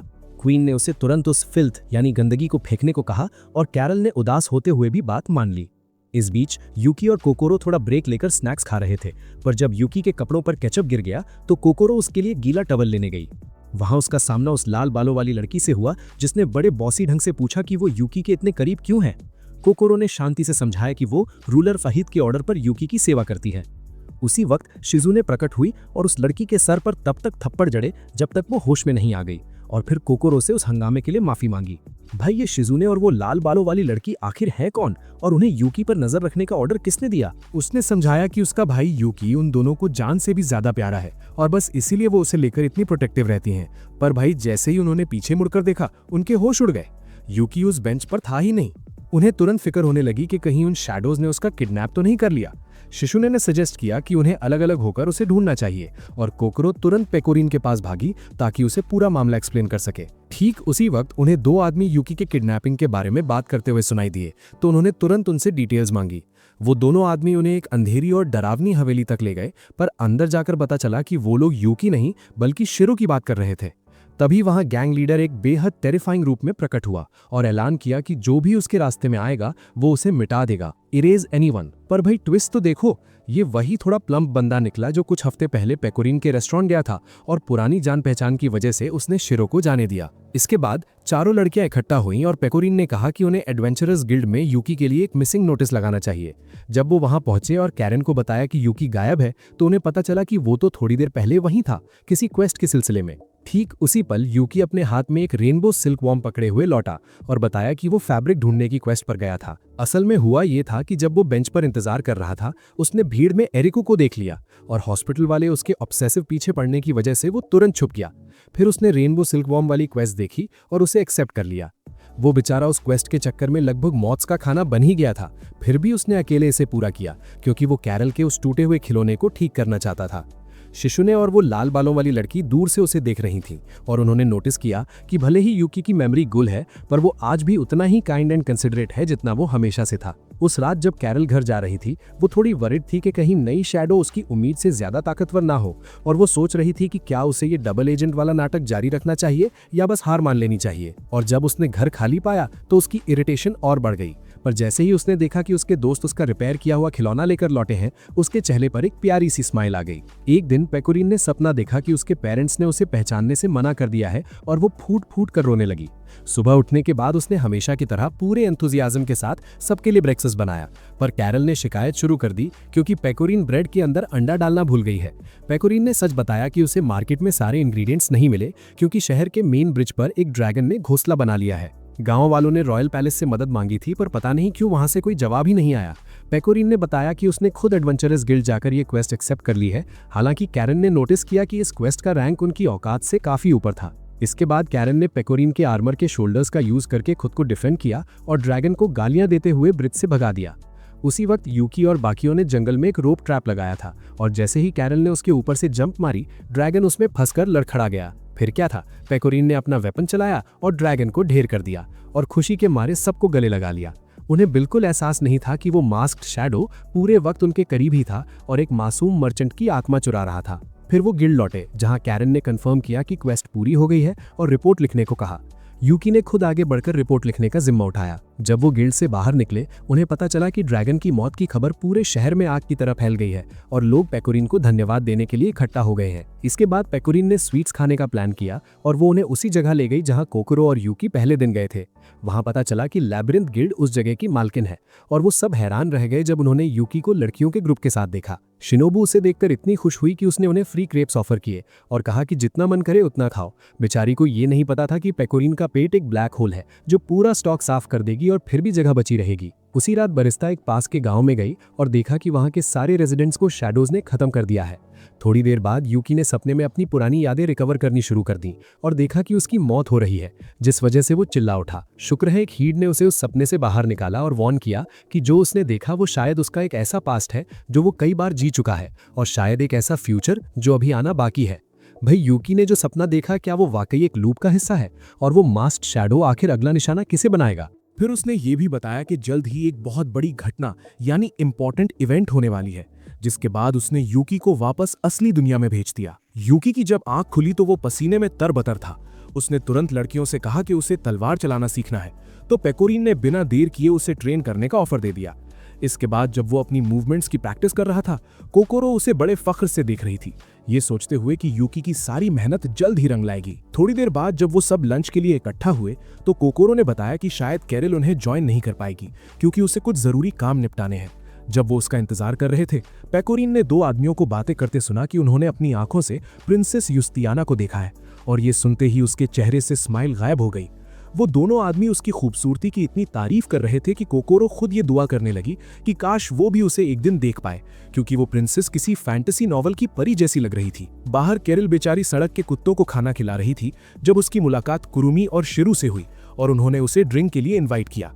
इससे पहले कि वो उन्हें भागने को कहती, वो विशाल परछाई जो अब पहले से कहीं ज्यादा भयानक थी, अचानक उसके बगल में प्रकट हो गई।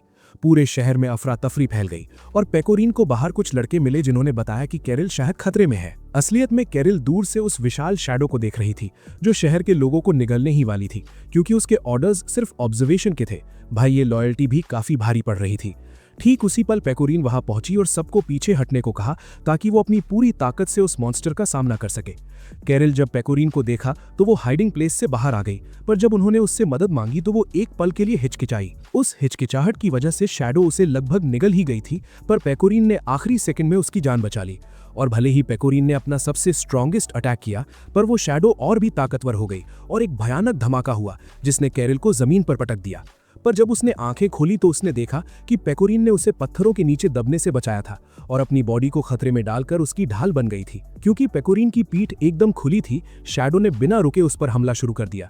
फिर भी उसने एक ट्रू हीरोइन की तरह सब कुछ सहा ताकि कैरल को प्रोटेक्ट कर सके, जिसका पैर मलबे में फंसा था। और जब शैडो ने एक महान अटैक तैयार किया तो पेकोरिन ने अपने आर्मर का एक हिस्सा कैरल को दे दिया ताकि उसकी डिफेंस बढ़ जाए, और खुद सीधा उस अटैक के सामने कूद पड़ी। एक बेहद भयानक धमाके के बाद शैडो के चेहरे पर एक दरार आ गई और पेकोरिन थकान के मारे ढेर हो गई। रही बात कैरल की, जब उसने आखिरकार खुद को आजाद कर लिया तो वो भागी भागी अपनी दोस्त का हाल देखने पहुंच गई। जैसे ही पेकोरिन ने आंखें खोली, कैरल उस पर किसी फूलिश इडियट की तरह चिल्लाने लगी कि उसने अपनी जान खतरे में क्यों डाली। उसकी आंखों में आंसू चमक रहे थे क्योंकि उसे याद आया कि थोड़ी देर पहले वो उसे छोड़कर जाने वाली थी। फिर भी पेकोरिन ने अपनी जान पर खेलकर उसे बचाया। कोकोरो तुरंत पेकोरिन की केयर करने भागी, जबकि यूकी ने मॉन्स्टर का अकेले सामना करने की तैयारी की। जैसे ही उसकी एनर्जी बढ़ी, उसकी यादें वापस आने लगी। तभी अचानक उसने अपनी पावर्स पर से कंट्रोल खो दिया, पर तभी एक विशाल दीवार प्रकट हुई जिसने उसे मॉन्स्टर से अलग कर दिया और उसने खुद को मलबे और धुएं के बीच खड़ा पाया। जब वो अपने दोस्तों को ढूंढ रहा था, तभी बरिस्ता वहां आई और उसे तसल्ली दी कि फिक्र मत करो, उसके साले दोस्त उसके साथ ही हैं। उसी वक्त कोकोरो पैलेस के अंदर थी और वहां उसने पेकोरिन की एक तस्वीर यानी पोर्ट्रेट देखी जिसमें वो राजा और रानी के साथ थी। थोड़ी देर बाद पेकोरिन हॉल में दाखिल हुई और समझाया कि वो एक नए किले के अंदर है, पर अजीब बात ये थी कि वहां वो दोनों अकेली थी। तो कोकोरो ने उससे उस दीवार पर टंगी पोर्ट्रेट के बारे में पूछा और पेकोरिन ने जवाब दिया कि उसकी असली पहचान जस्टियाना वॉन एस्टर है, जो एंसेल की प्रिंसेस है। इसके बाद उसने राज खोला कि उसके माँ बाप ने उसे एक मिशन पर भेजा था ताकि वो एंसेल के लोगों के बीच रहे और उन्हें समझे, ताकि वो देश पर राज करने के लायक बन सके। उसकी मम्मी ने उसे वो ताज भी दिया था जो वो आज भी पहनती है और समझाया था कि ये उसे हर नुकसान से बचाएगा, पर बदले में उसे बेहद भूख महसूस होगी। पेकोरिन ने वो तोहफा एक्सेप्ट किया और पूरे कॉन्टिनेंट का सफर किया ताकि अपना मिशन पूरा कर सके। पर जब वो घर लौटी तो मेन गेट के गार्ड्स ने उसे अंदर नहीं जाने दिया, तो उसे मजबूर होकर किले के अंदर अपना रास्ता खुद बनाना पड़ा। किले के अंदर वो अपनी मम्मी की मेड से मिली, पर उसने भी उसे पहचानने से मना कर दिया। जस्टियाना बेचारी किले के हॉल्स में भटकती रही, किसी ऐसे को ढूंढती रही जो उसे जानता हो, जब तक कि वो आखिरकार उस थ्रोन रूम तक नहीं पहुंच गई जहां उसके माँ बाप बैठे थे। भाई पेकोरिन तो असली प्रिंसेस निकली, पर उसके घर वाले ही उसे पहचानने से इनकार कर रहे हैं। क्या ये वही इंपॉर्टेंट इवेंट है जिसकी वार्निंग यूकी को मिली थी? उसने उन्हें बताया कि वो अपने सफर से वापस लौट आई है, पर हद तो तब हो गई जब उसके सगे माँ बाप ने भी उसे पहचानने से इनकार कर दिया। ठीक उसी मोमेंट पर एक सफेद बालों वाली डीमन कमरे में दाखिल हुई और बड़ा झूठ बोल दिया कि असली प्रिंसेस यूस्टियाना वो खुद है। इस पॉइंट पर पेकोरीन को समझ आ गया कि ये औरत कोई और नहीं बल्कि वही हर मैजेस्टी है जो पर्दे के पीछे से सब कुछ कंट्रोल कर रही थी। मतलब असली विलन की एंट्री हो चुकी थी। अब कोई और रास्ता ना देखकर पेकोरीन ने पैलेस छोड़ दिया और अपने अतीत यानी पास्ट को हमेशा के लिए पीछे छोड़ने का फैसला किया। उसने बिना किसी मंजिल के एक नया सफर शुरू किया और उसी दौरान वो यूकी और बाकियों से मिली। वहां से उसकी जिंदगी पहले से कहीं ज्यादा बेहतर हो गई। वो लोग साथ में अलग अलग क्वेस्ट्स करने लगे और हर तरह के लजीज खाने का मजा लेने लगे। पर भाई इतनी चीयरफुल दिखने के बावजूद पेकोरीन के दिल में एक डर हमेशा बैठा रहता था, दोबारा भुलाए जाने का डर, फियर ऑफ बीइंग फॉरगॉटन। इसी वजह से वो हमेशा सबका ध्यान अपनी तरफ खींचने की कोशिश करती थी। इसलिए वो अक्सर उन्हें गले लगा लेती ताकि वो उन्हें याद रखने की और भी ज्यादा वजह दे सके। बेचारी का डर भी जायज था। जब पेकोरीन थक कर अपने घुटनों पर गिरी तो कोकोरो ने बड़े प्यार से उसे सहारा दिया और कहा कि वो उसे कभी नहीं छोड़ेगी और गिल्ड में बिताए वो दिन उसके लिए प्राइसलेस यानी अनमोल है।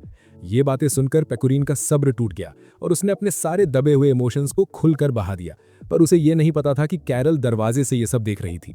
इसके बाद कैरल ने अपनी नज़र कोलिजियम की तरफ घुमाई और आखिरकार उसे समझ आ गया कि उसकी असली जगह कहाँ है। उसने खुद को उस शैडो का सामना करने के लिए तैयार किया। उसी वक्त बरिस्ता ने यूकी को तसल्ली दी कि वो उसकी दुश्मन नहीं है और उसे उस जगह को याद करने को कहा जहां वो खड़ा था। यूकी ने रियलाइज किया कि ये जगह तो बिल्कुल रूलर अहिद के घर जैसी लग रही है। बरिस्ता ने तब बताया कि वो असलियत में उसकी अपनी गार्डियन एंजल थी और वो धीरे धीरे उसकी यादें रिकवर करने में मदद कर रही थी। फिर उसने यूकी के अंदर सोई हुई प्रिंसेस नाइट पावर के बारे में बताया, पर साथ ही वॉर्न भी किया कि बिना मेमोरीज के उस पावर का यूज करना उसके वजूद के लिए खतरनाक हो सकता है। उसने उन शैडोज के बारे में भी बताया जिन्होंने सैकड़ों लोगों की आत्माओं को निगल लिया था और समझाया कि वो शैडोज किसी बेहद पावरफुल चीज की मर्जी से बनी है। ये पूरी दुनिया असलियत में यूकी और उस शक्ति के बीच हुई लड़ाई का नतीजा थी। ये सच सुनकर यूकी की रूह कांप गई। असली दुनिया में गांव के लोग मलबे में पेकोरीन और बाकियों को ढूंढ रहे थे, तभी नाइटमेयर गिल्ड की तोमो वहां पहुंची और सबको तुरंत वहां से निकलने का ऑर्डर दिया।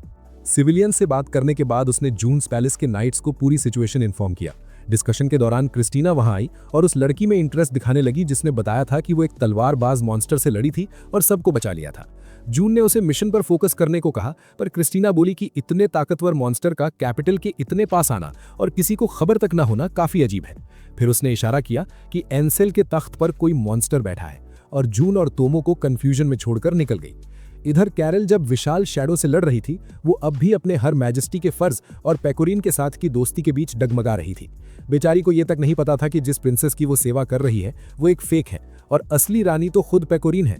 आखिर में कैरल ने हार मानकर अपनी जान देने का फैसला किया, पर पेकोरीन ने फिर से प्रकट होकर उसकी जान बचा ली। हमारी हीरो हमेशा सही वक्त पर टपक जाती है। दूसरी तरफ यूकी को सारा सच पता चल चुका था और बरिस्ता ने वादा किया कि वो उसके दोस्तों को प्रोटेक्ट करेगी, पर यूकी ने बड़ी सख्ती से फर्मली कहा कि वो खुद अपने दोस्तों की हिफाजत करेगा, जिससे बरिस्ता को यकीन हो गया कि वो पहले जैसा ही है। ठीक उसी मोमेंट पर शिनोबू और लाल बालों वाली लड़की ने मैसेज भेजा कि लड़कियों को मदद चाहिए, पर बरिस्ता ने उन्हें वहीं रुकने को कहा और यूकी को अकेले एक्शन लेने दिया। इसके बाद उसने पैलेस तक का एक रास्ता खोला और यूकी को अपनी ट्रांसफॉर्मेशन पावर का एक हिस्सा दिया ताकि वो सबको बचा सके। यूकी ने मैदान जंग में एक धमाकेदार एंट्री मारी और सबकी ताकत को इतना बढ़ा दिया कि वो सब मिलकर उस शैडो का सामना कर सके। कोकोरो की एक्स्ट्रा सपोर्ट की वजह से पूरी टीम ने मिलकर उस शैडो को ढेर कर दिया और आखिरी बार हमारे हीरो यूकी ने ही किया। लड़ाई खत्म होते ही वो अचानक उसी रेस्टोरेंट के बीच पहुंच गए जहां कुरुमी और शिरू अपने नुकसान पर रो रहे थे। जैसे ही वो दिखाई दिए, सब उनके चारों ओर इकट्ठा हो गए और उनकी सही सलामत वापसी का जश्न मनाने लगे। इस सेलिब्रेशन के बीच पेकोरीन ने कैरल को सबके लिए थैंक यू बोला और उसे गले लगा लिया। और भाई पहली बार कैरल ने भी उसे वापस गले लगाया। नो मोर त्सुंडेरे फाइनली। और इस तरह जिंदगी दोबारा नॉर्मल हो गई। तो दोस्तों, हमारी ये कहानी यही खत्म होती है। उम्मीद है आपको ये रिकैप पसंद आया होगा। अगर आपको इसका सेकंड सीजन चाहिए तो हमें कमेंट्स में जरूर बताएं और वीडियो बंद करने से पहले लाइक बटन दबाना मत भूलना ताकि हमारा हौसला बढ़े। सब्सक्राइब करें और बेल आइकन एक्टिवेट करें ताकि आप चैनल का हर नया एनिमे देख सकें। अपने विचार कमेंट्स में लिखें। मिलते हैं फिर से नए एपिसोड्स में। अलविदा। भाई सीजन तो खत्म हो गया, पर एंसेल के तख्त का असली राज अभी भी पर्दे में है।